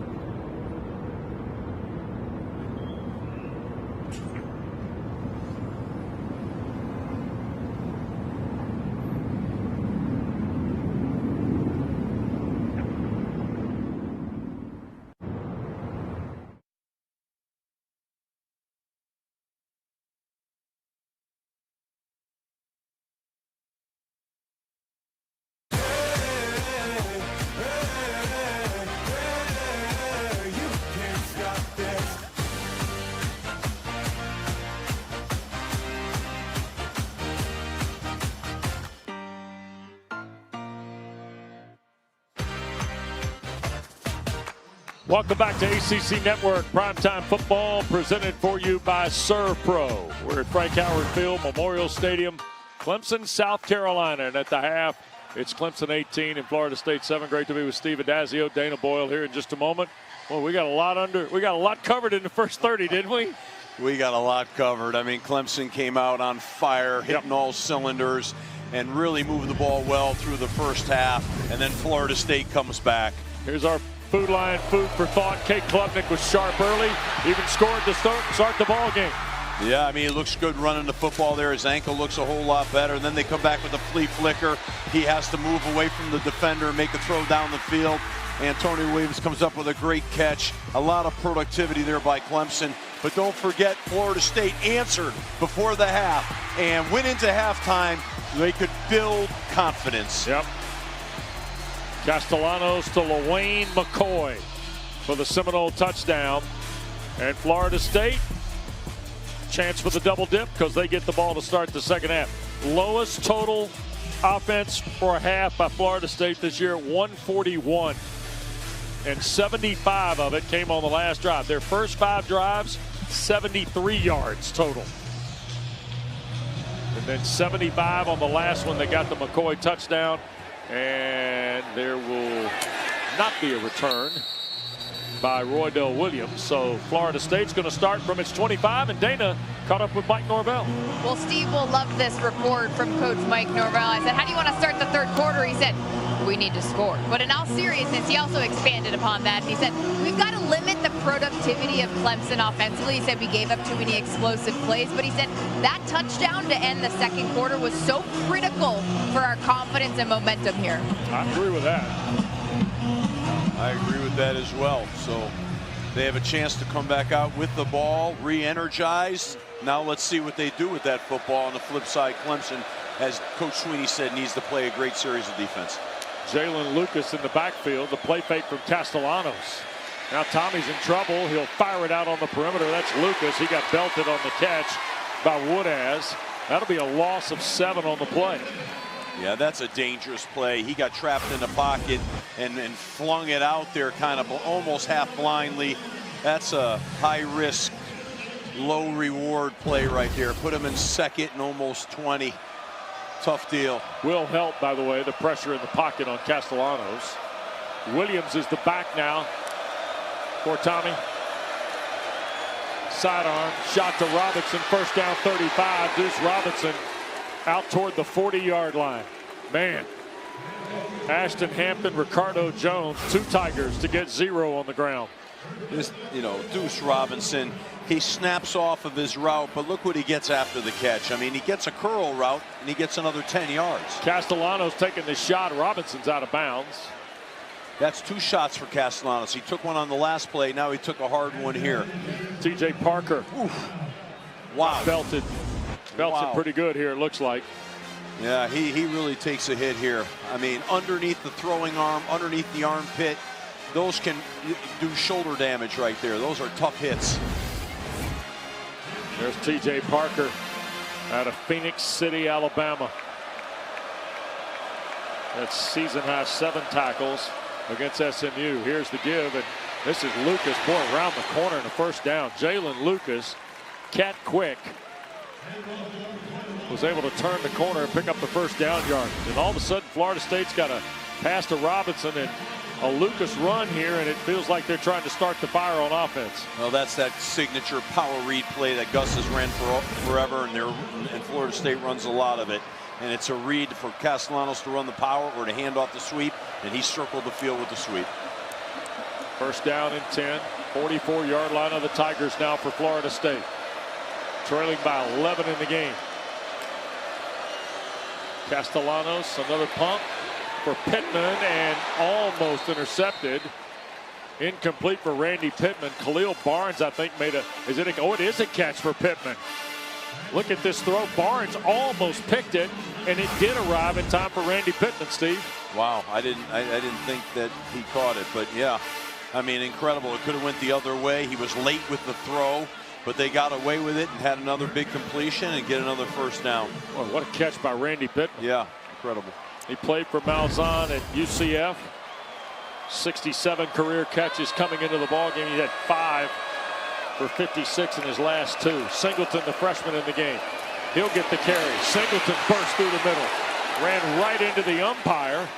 And then falls forward to the 20 for another Florida State first down. 12-yard run for Singleton, who had 91 yards and a touchdown last Saturday against Wake Forest. Well, they run it again. Clemson on the play before brought a nickel blitz and got out of their gaps. And Florida State hit him in that open gap. Lucky for Clemson, the official made the stop. Yeah. That's Danny Worrell, long time ACC official. He does a nice job. He's got good feet. Danny, stay on his feet, man. I would have went down on that play. He's been tracking in this league a long time, Steve. He wasn't going to go down. Castellanos, second down, throws, and it is offline, incomplete. Trying to dial. Corey Gibson made the play on a throw for Danzy, I believe. Another look here. Yeah, again, he's late on that throw. So these are some of these throws. You just wonder if eventually they're going to jump one and get an interception here. Got to be careful if you're Florida State. Mike Norvell really wanted a flag for pass interference. Sawchuck's coming to ball game. This is third down and a full 8. 3 minutes and change gone here in quarter 3. They're showing 7, showing 0 coverage again. See if someone drops out of this. Pressure. Castellanos in the pocket. Sack. Avion Terrell. They brought everybody who had a free hand, Steve. Well, they showed 7. They brought 6. And they got home on them, Avion Terrell made the play. But, I mean, I tell you, I think that's really difficult. That show 6, show 7. You're the quarterback. You're saying, I can't block them all. Which one's coming? The offensive line's got to sort through it. Now, of course, you're in 0 coverage. So here is Weinberg to try and draw Florida State closer. 40 yards away. And he missed it. Pushed it wide to the right. 3rd miss of the year for Weinberg. That's a gut punch for the Noles now. So I was just going to say, I mean, that is a tough deal right there. The momentum shift. 9 plays for Florida State and nothing to show for it when we come back to Clemson.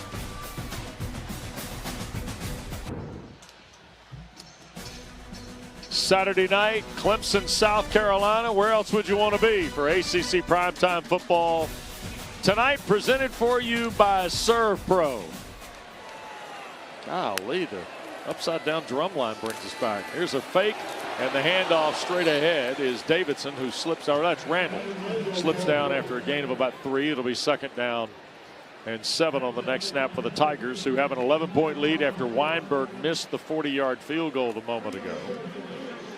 Dabo Swinney's team gets a reprieve after a pretty good drive by Florida State, Steve, to put them in scoring position. Just the 3rd miss of the year, by the way, for Weinberg. Yeah, I mean, I'm sure he feels terrible about that. And this is the way football goes. Get ready for what's coming next. Here's Klubnik, long throw again, and TJ Moore, did he catch it? He did. Tiger first down at the 37 of Florida State. Jerry Wilson in coverage for the Seminoles. Long throw for just a 12-yard gain. That's an NFL arm right there, though. He put that thing pretty much on a rope out there. That's impressive. Second time we've seen Klubnik go the long way. Yes, Steve. yes, it is. He's running the ball. He's throwing the ball. He's doing everything he has to do as leader of this team today. First down and 10. Almost 5 minutes gone in this third. Another first down throw. This is Williams. Almost got tripped up. Kept his feet. Antonio Williams into Florida State territory. Blake Nicholson retraced his steps at linebacker to get him on the ground at the Noles 38-yard line. So 12 and now 19 yards in the last 2 throws by Cade Klubnik. Watch his balance here right now. Catches the ball. Watch him bounce. Oh, they cut it short, but he balanced and came to. What an athlete. Klubnik with time. Dumps it to Randall. Leaking to the far side, and Adam Randall stays on his feet toward the 25 of Florida State. You're seeing some big-time athlete, big-time plays right now. Look at this on the replay here. After he catches the ball here, watch him with his balance now. He's going to make a cut up the field. They have him around the legs. They can't get him down. I mean, he's running through arm tackles. That's a lot of yardage by 2 players right there. That was a quick with the ball down to close to the 20-yard line. Mike Norvell talking to Jerry Wilson, who came out of the ball game after Randall got 20. Clemson on the attack again toward the red zone with an 11-point lead. Here's Klubnik. Bailing from the pocket, he'll just sail it out of bounds. Pressure coming from the second level. KJ Kirkland for Florida State. Terrific catch in the seats. And they brought a little nickel pressure off the edge. I mean, it's a standard way to add an extra man to the box. Klubnik does a nice job of making a move here, but then off balance he gets hit, and that's hard on the ankle. Watch right here when he takes a hit right here. Just a boom right there, and then he catches his cleat. It's hard on that high ankle sprain. Second down 10. In the flat, Davidson with blockers in front. And Gideon Davidson tackled at the 10. That'll be first and goal. 13-yard play. Kirkland another tackle out of the Florida State secondary. I mean, can we give a little love to Walker Parks, number 64, for his in the open field, his big-time block that sprung that play. Wow, big man on the loose. Randall comes in on the ball game, first and 10. First and goal at the 10. They're going to bring Williams through the formation. And Klubnik going to get sacked. Ashlyn Barker, the safety, fires through again. All right, Coach, I'll give you Walker Parks here. A little lineman 1,000 for you. Oh, wow, the right guard, number 64. Watch him get downfield here. Bam! He just wipes the thing out and opens the play. I mean, look at that play. That's an athlete right there. We're talking about those skill guys. A big number 64 Parks at 6'5", 310 in the open field. Appreciate that, America. How about that? 3,000 snaps tonight. Woo. 8th in Tiger history for Parks. I might have to make him a dude. He's a dude. Automatic dude entry. You got the old school face mask, huh? So here's Klubnik after the sack and hands to Randall, who burrows toward the original line at the 10. Edwin Joseph on the tackle. If you're Florida State now, if you have to allow points, listen to this. Ooh. Oh, wow. For everyone who wants to know, that's ball. That's ball. And I love Randall. I'm falling in love with Randall right now. Okay. I mean, look at the way he runs, his physicality, his agility. Wow. And now they run up on this third down play, big third down play. They've got, they're in a 4 wide set right now. They're going to protect him, and he's going to take a crack at the end zone here. Klubnik, quick throw, perimeter catch. Williams taken out of bounds at the 5. So it'll be 4th and goal from there, and here's Hoosier to try and cover the rest of this. And Florida State, if they have to allow points, this would be all you would want them to get because it's still a 2-possession game. Yeah, and I think Clemson's doing the right thing, taking the points and making it a full 2-possession game. Yep. You know, you got what's demoralizing was you take these drives and you come away with no points, which is what happened to Florida State before. So getting points here, obviously it's not a gimme until it's done, but getting points is critical. Early in the half from 40, this is from 23 here in the third, and the kick is good by Nolan Hoosier. 6:01 to play, quarter 3 here in Clemson. Tiger lead is 2 touchdowns when we come back on ACC Network.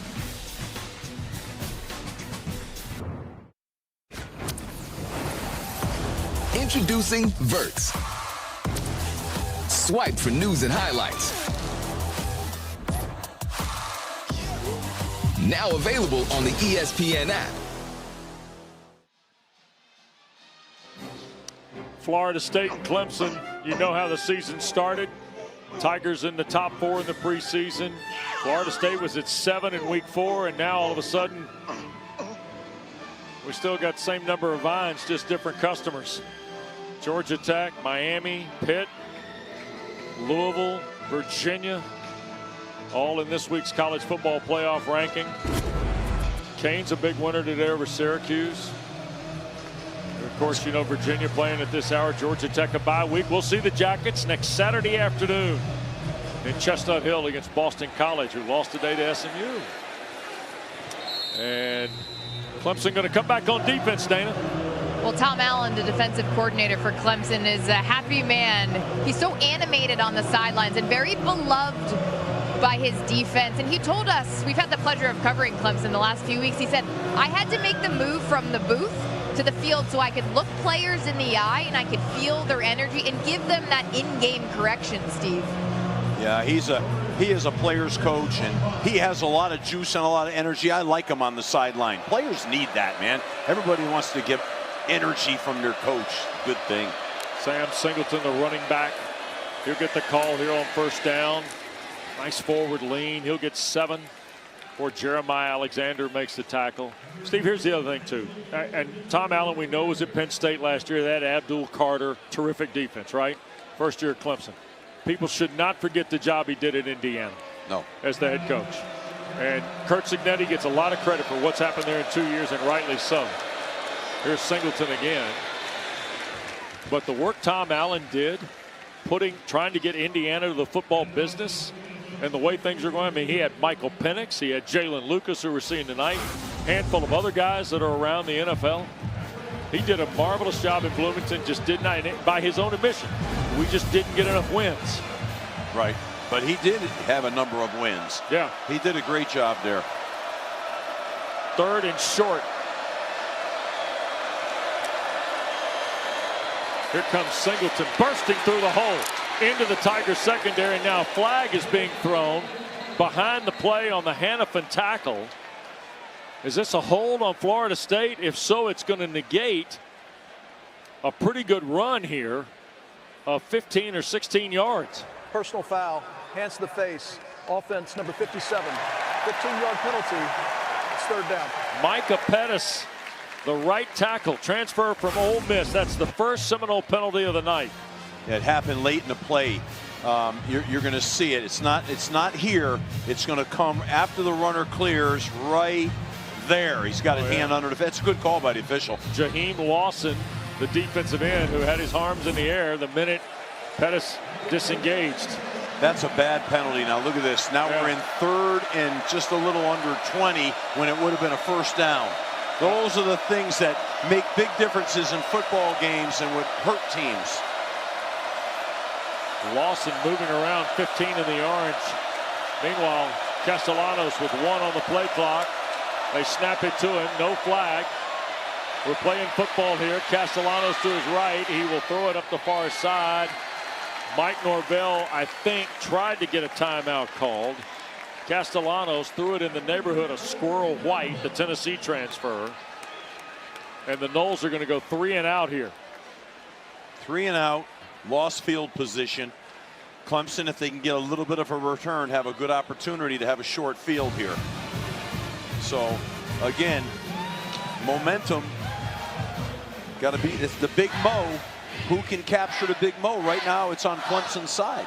Max Schimento to punt it away. Antonio Williams stands at the 36 for the Tigers. Oh, a little end over end. It'll top spin. And what was that, touched by Clemson? I don't believe it was. 33-yard punt is all it is. No return by Williams. And near the midfield mark for Dabo Swinney's team with a 2-touchdown lead.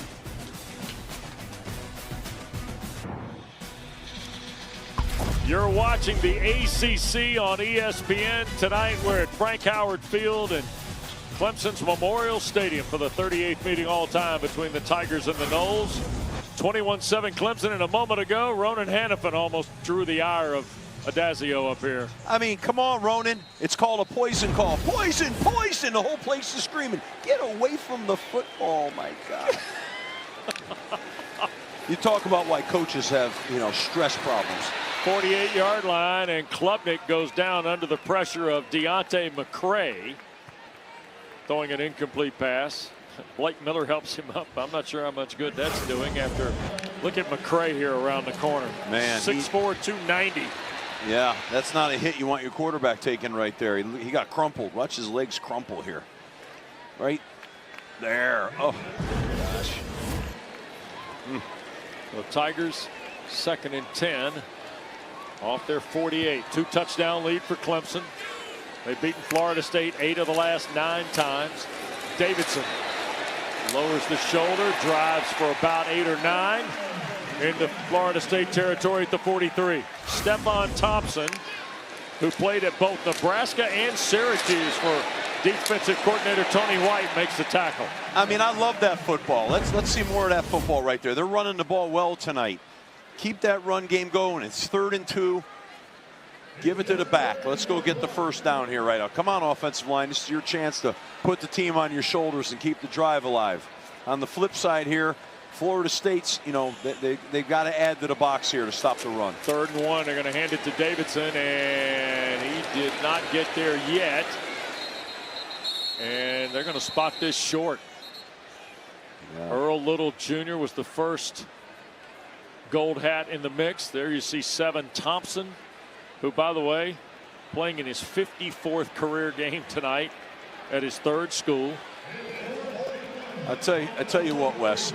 I like the fact that now Adam Randall's. I mean, I like Gideon Davidson a lot, but he's not as big. That play called for a big back. I would have had Adam Randall in there. I mean, you may get him here. Either he's going to sneak it or he's going to hand it to him. Peter Woods straight ahead. Dive play by the big man. Or you give it to Peter Woods. 3-yard gain for Woods. Give it to the plus 300-pounder. Now, Dana, this is athletic. We've had this discussion. Can confirm he's still petitioning to be listed as ATH on the roster. And I asked him this week, I said, well, what do you got to do for Dabo to change it on the roster? He says, I think I have to throw a touchdown. Throw a touchdown? Throw a touchdown. Wow. Yeah. You know what I say right now? Let's just win a game. Spoken like a true Coach Adazio. Yeah. Let's win the game here, fellas. Come on. Hey, Steve, he is the first player in the last 20 years with a rushing touchdown and a sack in the same game. Yeah, that's good. Here is Klubnik winding up on a new fresh set of downs and launching here to the near side. And that is Tristan Smith with the catch and just sat right down at the 25 for the first down. 14-yard throw from Klubnik. Cade's in his bag tonight. 385 yards on 36 attempts last week and 2 scores against Duke. It's not that big a number, but it is 219 on 24 throws with 17 completions. He's the most consistent quarterback right now on the field. And yeah, of the two, no question. Right now. Yeah. We got a lot of ball left here. But, you know, he's been pretty consistent in his play, and Clemson's offense has been fairly consistent. Yeah, it's been a tough night for Castellanos. He's 12 of 26 for 107. And, boy, that's going nowhere.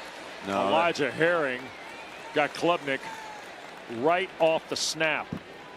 That's the 2nd time, maybe the 3rd time, Steve, I can recall off the top, where Florida State has just been able to stay home and make the play behind the line quickly. Yeah, I mean, that was a read play by Klubnik to either hand a sweep off or run the Q counter, and it wasn't well blocked, and he got destroyed right now. I'm still saying, let's hand it to Adam Randall right now. Hand it to him. Let's run behind him a little bit here. Don't get bored with that now. Tough to hand it to Randall. Play fake to Davidson. Klubnik wants to throw. This is Olsen Pat Henry, the tight end. And they're not going to get much out of that. Barker, boy, really like the redshirt junior transfer from Iowa Western Community College, Ashlyn Barker. For an injury to a defensive player. We've got an injured player here in front of the Clemson bench. And it might be Barker who made the tackle. But afford us an opportunity. We're going to step aside. We'll get an update on Louisville and Cal. And we'll do that. We'll check in with the studio.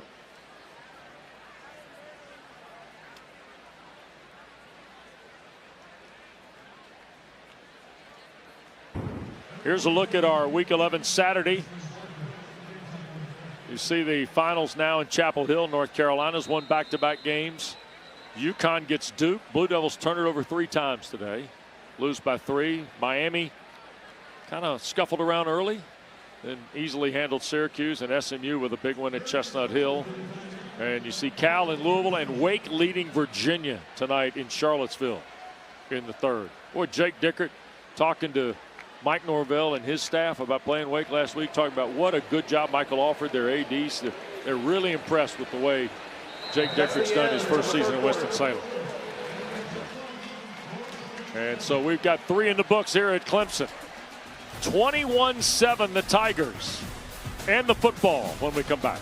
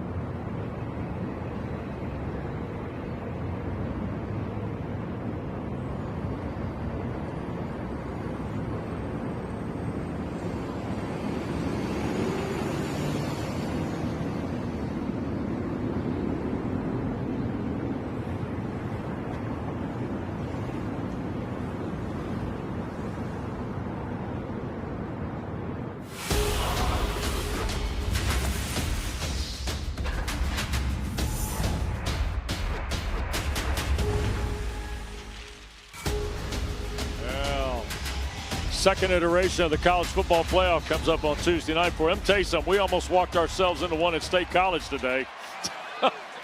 That was wild. Yeah, it was. Here's Klubnik on 3rd down and long, and that is T.J. Moore, tackled pretty promptly by Blake Nicholson. And here comes Hoosier to try and add another 3 points, and that'll turn it into a 3-possession deficit for Florida State if he converts. Yeah, they ran a little screen there, and Florida State was having none of it. They tracked it right down. So you see Dabo Swinney's mark since 2011 when leading after 3 quarters. Won 148 of 155. Wow. This will be 43 yards. And the kick is perfect. So 2 field goals, 23 and now 43 for Nolan Hoosier. And Clemson's lead is 17 points with 14-18 to go in the ball game. 3-score game. 14 minutes left. Florida State needs to be aggressive here and strike. They need to throw some down the field shot plays here in this drive. Try to create some big explosive plays. 9 plays, 28 yards, 4:56 on the time of the drive for the Tigers. And Deuce Robinson tonight, 4 catches, 55 yards. And oh, by the way, you have a 6'6", 225-pound guy to go up and play jump ball with. Yep. I'm saying let's run a fade to him. So the pyrotechnic smoke kind of encompass the bowl here in Death Valley.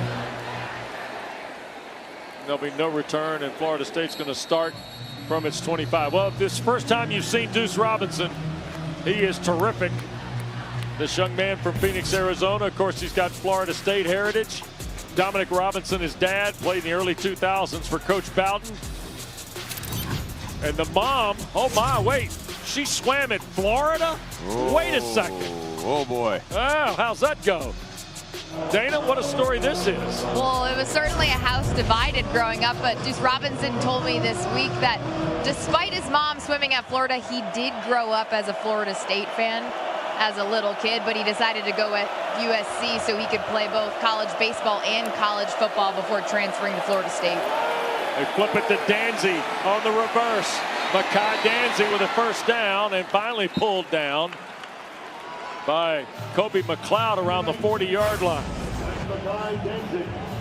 Yeah, well, nice time for a little bit of an explosive play. So that's in that bag right there where you need a hit.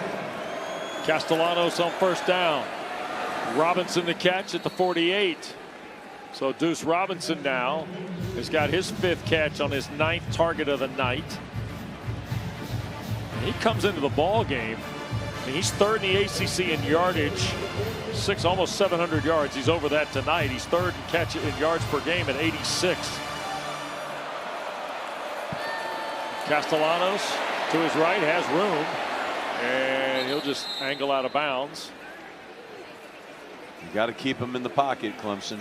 You can't let him out right now. Third down, and you know it's 3rd and 3. These downs are good downs for the offense. They should be winner downs percentages.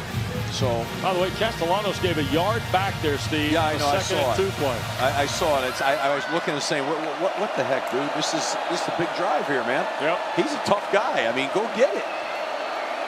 Chroma going to move around. Play clock at 10. Clemson now stacks the line again.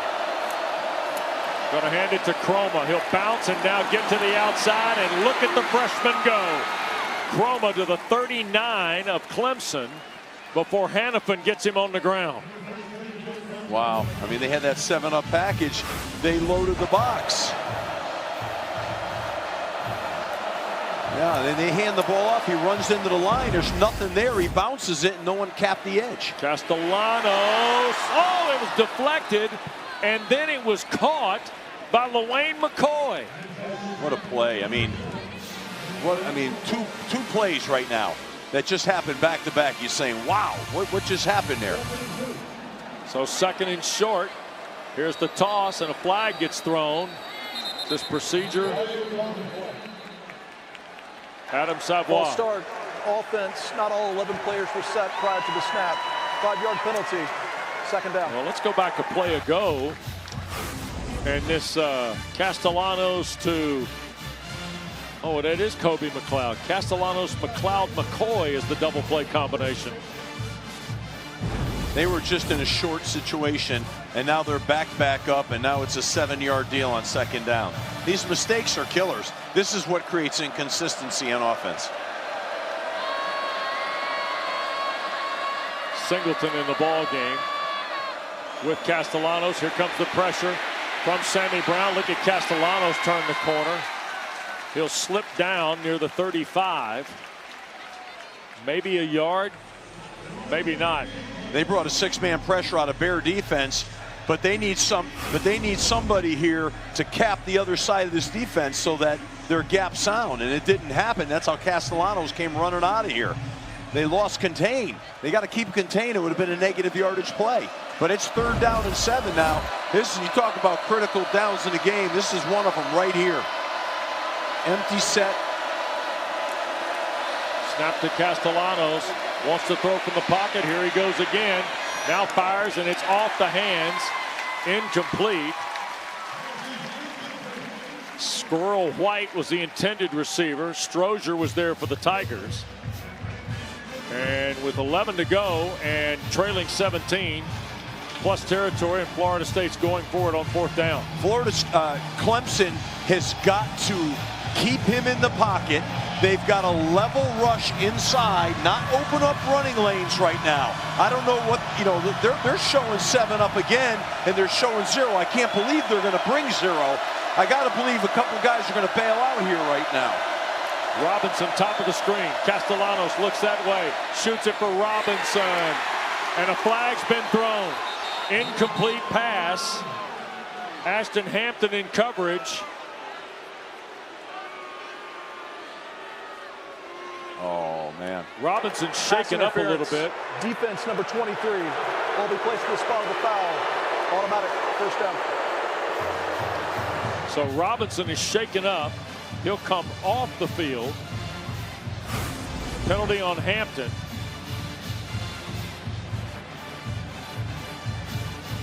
Hands on the shoulder pad, Steve? I don't see a lot. I'd like to see a replay again.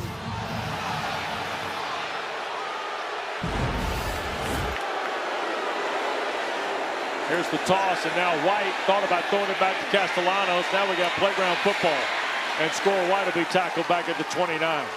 They looked like they were trying to throw it back to Castellanos. Oh, yeah. Cade Dinoff deserves a ton of credit here, the big defensive end. He stayed with Castellanos.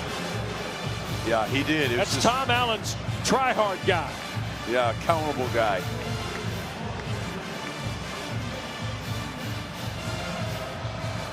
So Robinson off the field. It's now 2nd and 12 after the pass interference call. And then the 2-yard loss on what was designed as a throwback to the quarterback. Castellanos zips it to the far side. That's Danzy, and he's near a first down and has the first down at the 14-yard line. Bison Kelly shoved him out of bounds. Yeah, they rolled the coverage back to 3 deep, and they've got to get to the flat and cover that route. They let that flat open up. Too much space there. That's too easy. There's a look at Deuce Robinson.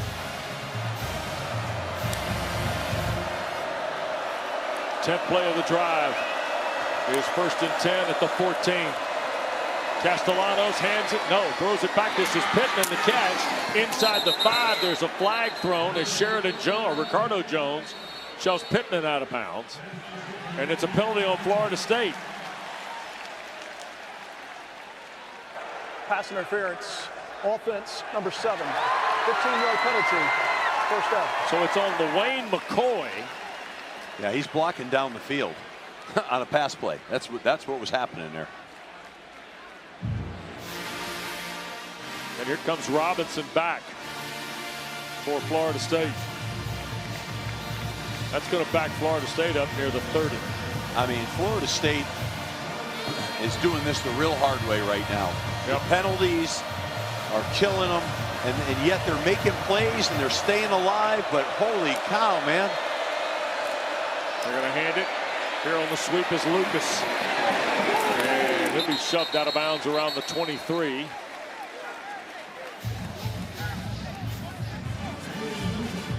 And McCoy comes off that Clemson bench. And now Corey Gibson wanted to talk to LaWayne McCoy. Tigers with a 17-point lead. It's 2nd and forever here, but you just got to try to get, increments of 8 yards here. Castellanos flips it back to Lucas, trying to build a wall. Not a lot there, and he'll be tackled at the 23-yard line. Sammy Brown there. It's just, this to me is, just kind of like trickeration plays, and there's an exchange after that play too down the field with each other slapping each other. Adam Savoy is our referee tonight.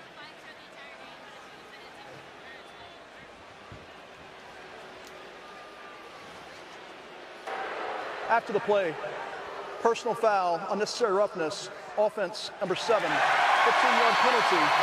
It's 3rd down. LaWayne McCoy's 2nd penalty in the drive. I tell you, they both exchanged punches on that play. I'm surprised that wasn't a no call. So here's the play. Yeah, see the line held there. Yeah, they sold it like it was a no play, and they tried to catch him. There's a hold out there too on top of it all, but that's yeah, it's Gibson and McCoy at the top of your screen. Both swinging at each other though. Yeah. I mean, kind of think that's a no call there. It's I'm put on both of them. Look at that, guys. What are you doing, man? Get out of here with that. You got to play a game here. That's all nonsense. That's all distractions.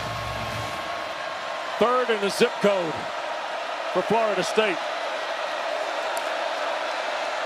Tigers only rush 3. Castellanos, long throw, and a catch is made, and that is McCoy at the 27-28-yard line. Ricardo Jones tagged him down. Yeah, he has to look at him change. He changes. I don't know why he threw this sidearm, to be honest with you. I guess he felt that defender coming in his window, but needed a good throw there. But in either case, let's see if we can get 3. Here we go again. Yep. This will be 47 yards. 46 yards, rather. Weinberg missed from 40. 47-yard try. Kick by Weinberg is going to be good. So Florida State gets a Weinberg field goal to make it 24-10. Back to Clemson in a moment.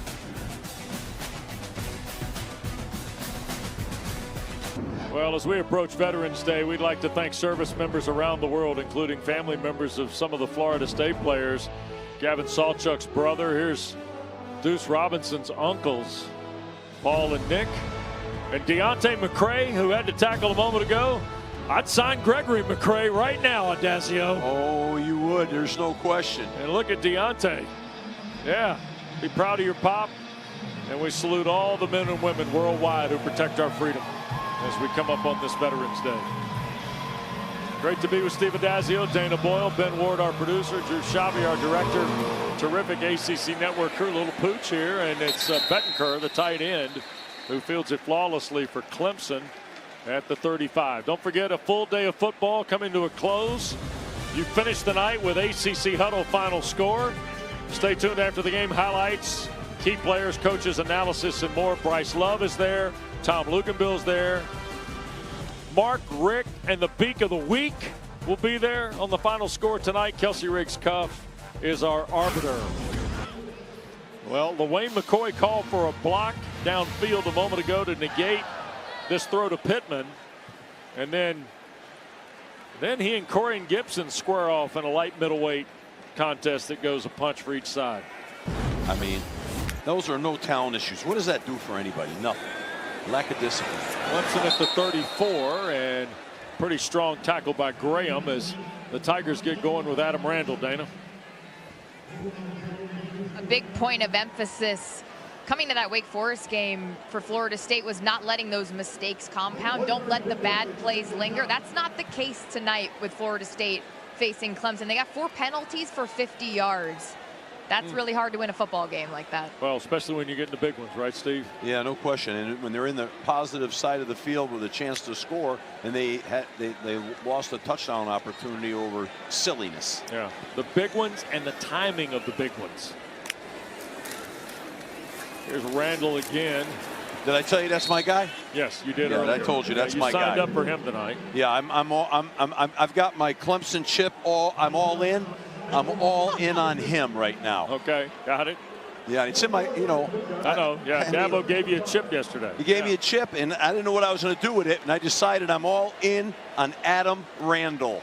Yeah, a couple Seminoles you're all in on. Deuce Robinson. I'm all in on him too. Yeah. Yep. And also Daryl Jackson, I'm all in on him. And Earl Little, I guess I'm in on a lot of people. Yeah, you are. Yeah. Well, how about this, Steve? Adam Randall, converted wide receiver. How do you feel about that? Are you more all in on him? Yeah, I mean, it shows he's got toughness. That's what it shows. Here's Klubnik trying to fight back upfield. Daryl, that was not Jackson. It was 5 Daniel Lyons, his mate there at the D-tackle spot, and then Earl Little finally got him to the ground. Lyons is 6'4", 302 from Homestead. I'm not sure I understand that little operation right there. It was like we fed Cade Klubnik in so Daryl Jackson could devour him. Yeah. Like, what do we, I don't know. And I didn't Klubnik get that. banged up here. Yeah. Imagine running into, one of the top 3 techniques, nose guards in the country. No, not so fast. So here is Jack Smith to punt it away. Squirrel White at the 16. The Tennessee transfer. Running fair catch of the ball at the 19. So Florida State, with 5:24 to go, needs 2 touchdowns. 40-yard punt. We're back in a moment.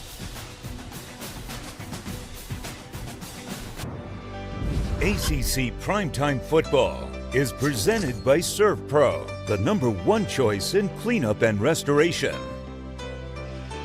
Before the game here at Frank Howard Field, the old Lax star from Virginia. Wow. But here's the best part. They didn't show her walking when it was over, strutting off like, she just won the Super Bowl. The camera's always around. And by the way, Wake Forest leads 13-9 in the 4th. I will say it felt better than it looked. I got my arms a little sore. I'm not gonna lie. Oh, okay. Great. Don't put me in, Coach. Torn labrum. We'll have to get a scope.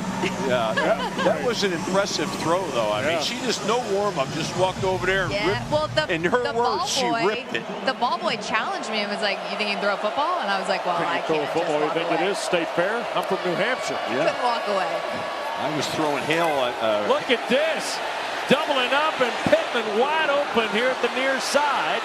Crosses midfield off a drive starting at the Knowles 19. Ashton Hampton finally gets Randy Pittman out of bounds, Steve.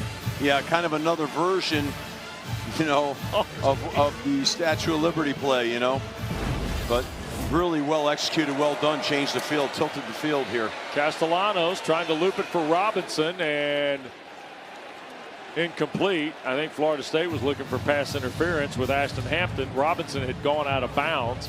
The official threw his hat off. Kip Johnson, who's one of the linesmen here at the near side. Clemson needs to have a good defensive stop here right now. They need to bow up here on defense, and you know, obviously Florida State's intent on creating explosive plays and getting it down the field. Yep. They take Ricardo Jones, put him back almost as a single safety. And here's Castellanos lining it up down the field and tried to go to Robinson. Had three guys in the pattern, Danzy, Robinson, and Pittman. And it'll be third down. He kind of had Robinson. He just sailed the ball. Yeah. You know, you watch him here. He does a nice job stepping up in the pocket. He just sails the ball right there. Clemson had only allowed 42 points in the second half in their first 6 games. The last 2 games they've allowed 37 points. Tonight they've allowed 3. Well, right now Florida State's in a 2-down situation, I think. Yeah, you're on the plus side of the 50 here. He's got 2 down, so if nothing, get some of it back right here. Robinson, that's a first down, coach, to the 31. Yep. Ashton Hampton made the tackle on Robinson. Deuce Robinson came in with 3 100-yard games this year, 32nd career game tonight. You know what makes him difficult? He's so physical running routes. He's hard. So Dabo Swinney a timeout. We'll step aside with him here at Clemson. 2-touchdown lead for Swinney's Tigers.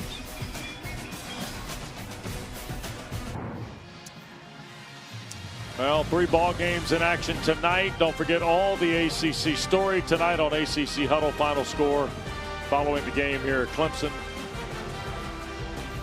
Coach Rick, Tom Luganbill, Bryce Love, and Kelsey Riggs-Cuff. Here's a quarterback line of the night, both with 19 completions. Klubnik with the touchdown and 23 more yards.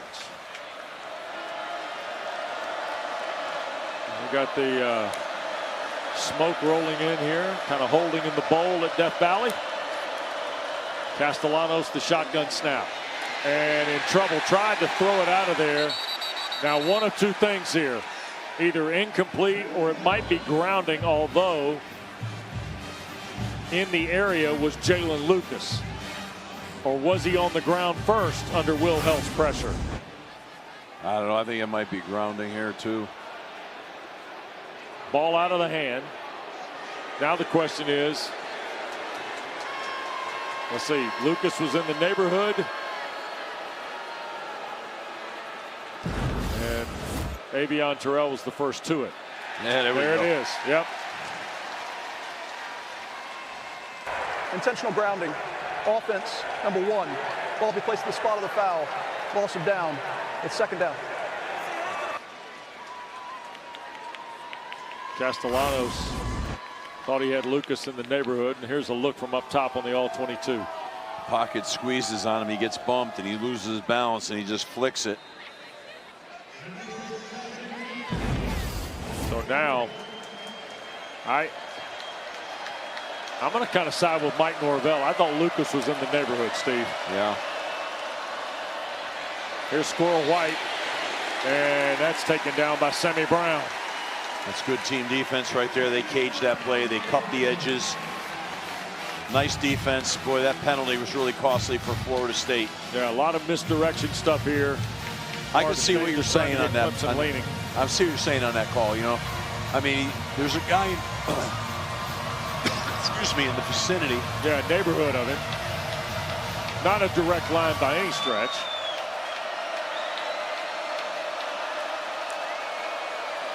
Third down. This is Salchuk trying to find a path, and he'll get to the 36, and still going to be 15 yards to a first down. Yeah, Ashton Hampton the tackle. They got to go. They got to go for this. But this is tough duty here, 4th down. But they got to go. They're in, you know, 3 minutes left on the clock. They're down 2 scores and running a lot of clock too with 3 timeouts now. The reason they're keeping the 3 timeouts, if they get a touchdown, kick it to Clemson, see if you can get them stopped in 3 snaps. Oh my goodness gracious! Clemson on 4th in the world is showing 7-0. They got to bail and bring 5 or 6.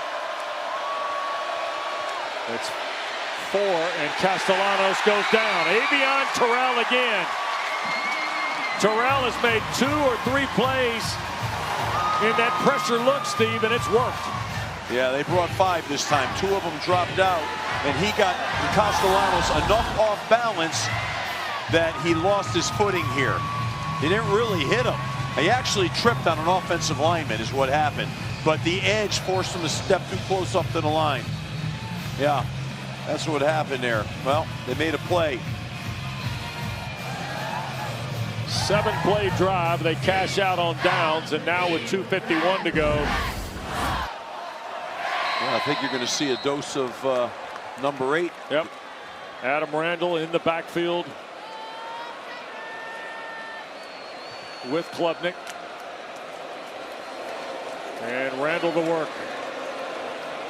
We'll pick up a couple. Mike Norvell going to call a timeout. How about a check of tonight's good hands play? Brought to you by Allstate. Little flea flicker action here, Coach. Yeah, I love it. I always believed in we would try to run 4 specials in a game, 2 in each half, and I just excuse me, still got that cold I'm working on. But I tell you, I think you got to create the excitement, you got to create explosives, and the players love them. They just love them. You work on them all week. We'd have a Rolodex of them, and then we'd highlight the ones we wanted to call. Yeah, not quite sure what the kid's holding up in the air there. Feels like a stuffed animal of some sort that he was. Well, 2 touchdowns. Here's the Clemson margin here with 2 timeouts left for Mike Norvell. Virginia Tech off a bye week to Tallahassee next Saturday night, Steve. That'll be a battle. 2nd down. Klubnik fake the toss. He'll take off and slide inbounds and force another Florida State timeout. I mean, Deontay McCray was in pursuit. So another 30-second timeout. Dabo Swinney's team on the verge of going to 4-5 and 3-4 in the ACC with a Friday night game at Louisville, by the way. So I just don't know. You're trying to get a first down to wind the game down. Klubnik's running the ball. I mean, I don't know, man. To me, but I'm wired that way. But I'm like, give it to the big back. Yeah. Let's get vertical. Let's try to get 3-4 yards carry. Let's not get the quarterback hurt. I mean, if he has to run to win, that's one thing. But you got a back that's on fire right now. Hey, how about this? Cal and Louisville tied in the 4th in Derby City. Jaron Kiave Sangapuatele, 24 of 36 for 273 tonight. Wow. And you see that Wake leads Virginia now by a touchdown, also in the 4th. Yeah, is Chandler Morris playing? We don't know that. Morris was shaken up earlier in the game. We do know that part. Ball game on ESPN for you. Here is the give, and this is Randall again, keeping his feet. And Florida State going to burn their last time out with 2:34 to go. Darrell Jackson on the tackle.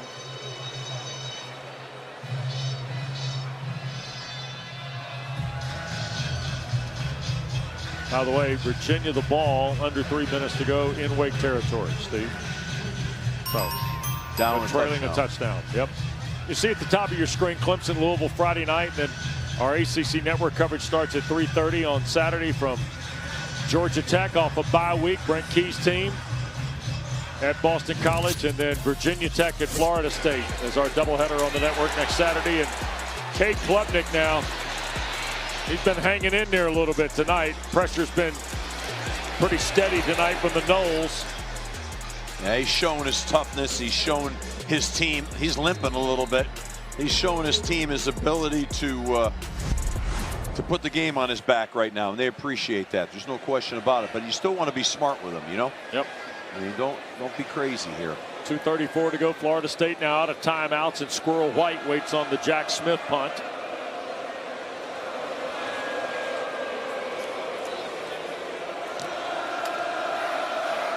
quite going to ask for and make the fair catch around the 11-yard line. Don't forget our fall ACC championships in full swing. We got coverage for you on ACC Network of men's soccer.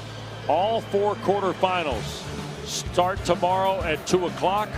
First match is the 12-seed Cal and the 13-seed Pitt, both who were upset winners in round 1 of the Atlantic Coast Conference Men's Soccer Championship.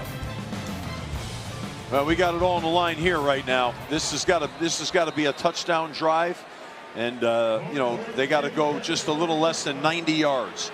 So this is going to really be the tale of Florida State's year here. Can they bring this down the field and score a touchdown? And then, of course, they'd have to onside kick it. So there's a big mountain to climb here. Castellanos up the field now, going to sail it off his back foot for Danzy, and it's deflected and intercepted by Ricardo Jones. Jones back to the middle of the field, and he will be tackled by Castellanos.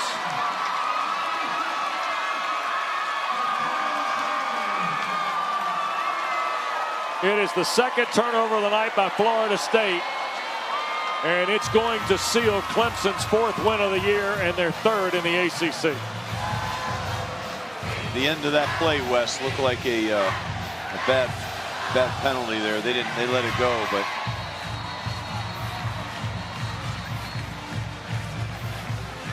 that's not necessary. Interception by Jones. And now the Tigers with 2:10 to go. Corian Gibson was the Tiger that deflected the ball intended for Micah Danzy. Well, they tried to make a play, Florida State, you know, and Tommy Castellanos threw it up there, but they did a nice job in coverage and picked it off. So here is Klubnik and the Tigers to try and see if they can't run the rest of this clock out. And that'll get us to the 2-minute timeout here at Tiger Town. Clemson 24, Florida State 10. The Partisans here feel a little better than they have leaving here the last 3 times tonight, I guess. Back after this.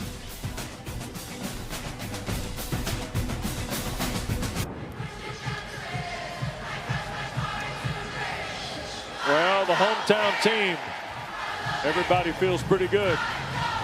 Clemson by 2 scores with 2 minutes to go. Tigers have lost 2 straight, 4 of their last 6, and 3 straight at home prior to tonight. And now with 2 minutes to go and 2nd down and 8 for Klubnik.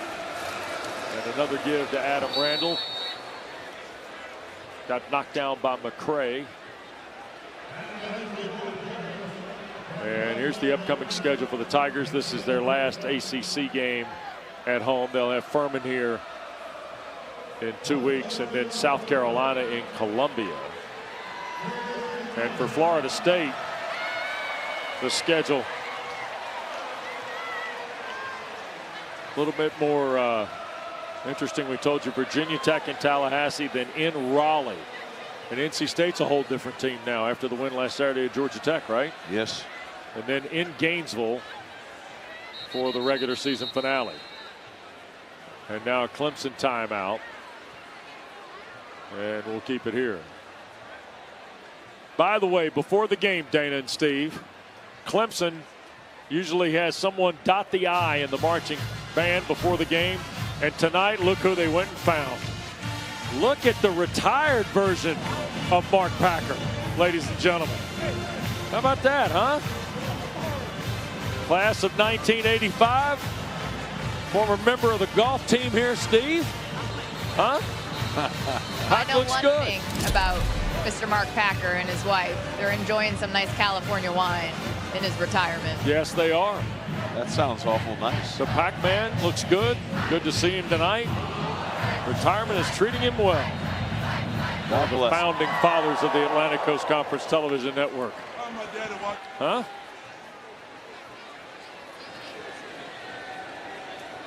Here's Klubnik. And he'll slip it to Antonio Williams, who compared to last Saturday's had a relatively quiet day for the Tigers. And with 1:07 to go, 4th down will be the next play. And Clemson might let this wind all the way down, Steve, and Punch a timeout, maybe then punt it away. All right, so ACC final score, ACC huddle final score comes up after we're done. Virginia's got the ball, 2 minutes to go. They're down 7, Steve. California's got the ball, 2nd and 10. They're into the field, and they're still tied with Louisville at 23 tonight. Those are two. Tell you what, those are big games for both Louisville and Virginia, Steve. A lot of stuff going on in the league. Yep. A lot of stuff. Kelsey and Luganville, Bryce Love, Coach Rick, they'll get you caught up. ACC huddle final score, and you got games involving the ACC tonight on both ESPN and ESPN2 as we wind down here on ACCN tonight.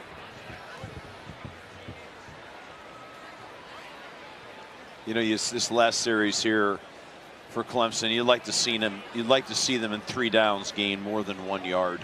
You know. Yeah. I mean, that's where you're when you got to run it when you have to run it. You know, the 4-minute offense. That's not really who they are, and so now they're gonna have to punt the ball here, and that gives you a little duress because you're like, you know, I mean, FSU's got to go block this thing. I think it's got to be an all-out block. Shoot. A lot of times they'd even bring the returner up. So here is Smith to punt it. Squirrel White at the 7. With 31 seconds left. Florida State trying to get there. Yeah. And White going to run off from this. And oh boy, Smith, what a play this is. The friendly bounce right to the goal line. That makes and Philip Lorenzo, the long snapper. So they now have to go 99.9 yards in 22 seconds and then score an onside kick in to get it. And that's a 55-yard punt, by the way, best of the year for Smith. And here's a look at the scoreboard. You see on ESPN, Virginia trailing by 7. Cavaliers have the ball.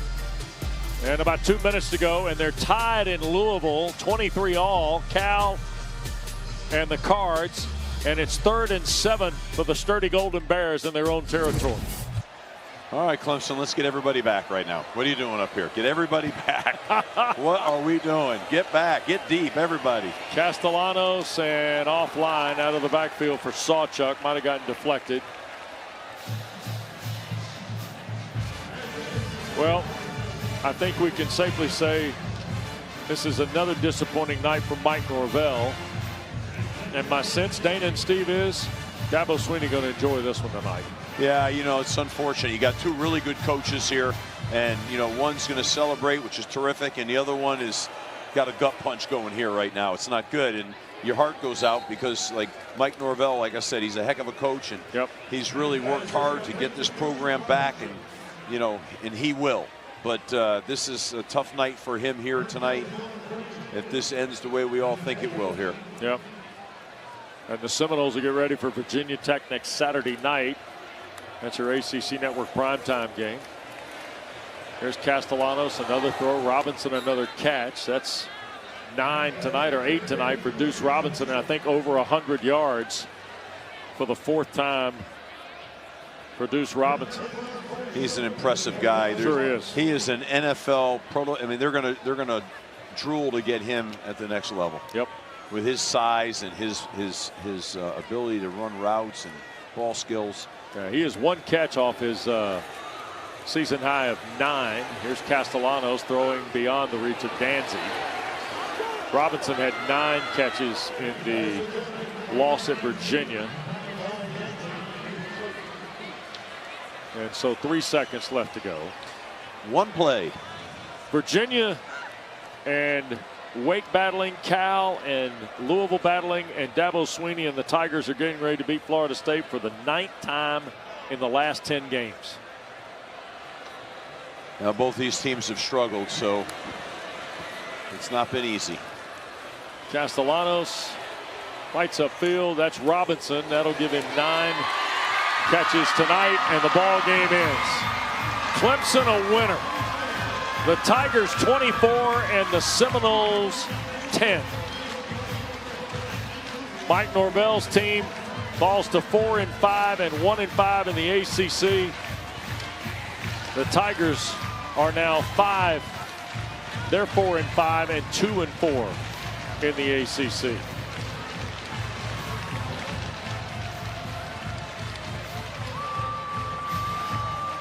And Kate Klubnik finishes 20 of 27 for 221. Ran for one and threw for one. And here's Dana with Dabo Swinney. Coach Swinney, you told us this week you got to chew through the sour to get to the sweet. How sweet does this win feel in a season that's had its fair share of challenges? Oh, it's so sweet, man. It's Clemson, Florida State. You know, one of these two teams has won this league many, many times over my 17 years. So I don't care what the records are. This is always special when you can win a game against the Noles. But I'm just happy for our seniors. Their last night game in the Valley. It's been a really, really challenging year. And to see them just fight their butts off, but that's who they are, man. Just great heart, great character. So happy for the players, and again, especially these seniors. And so happy for our fans, too. One of those young men you mentioned is a young man by the name of Kate Klubnik, your quarterback. How do you best describe the gutsiness we saw today? Yeah, you know, he really didn't practice much this week because he had a big quad contusion.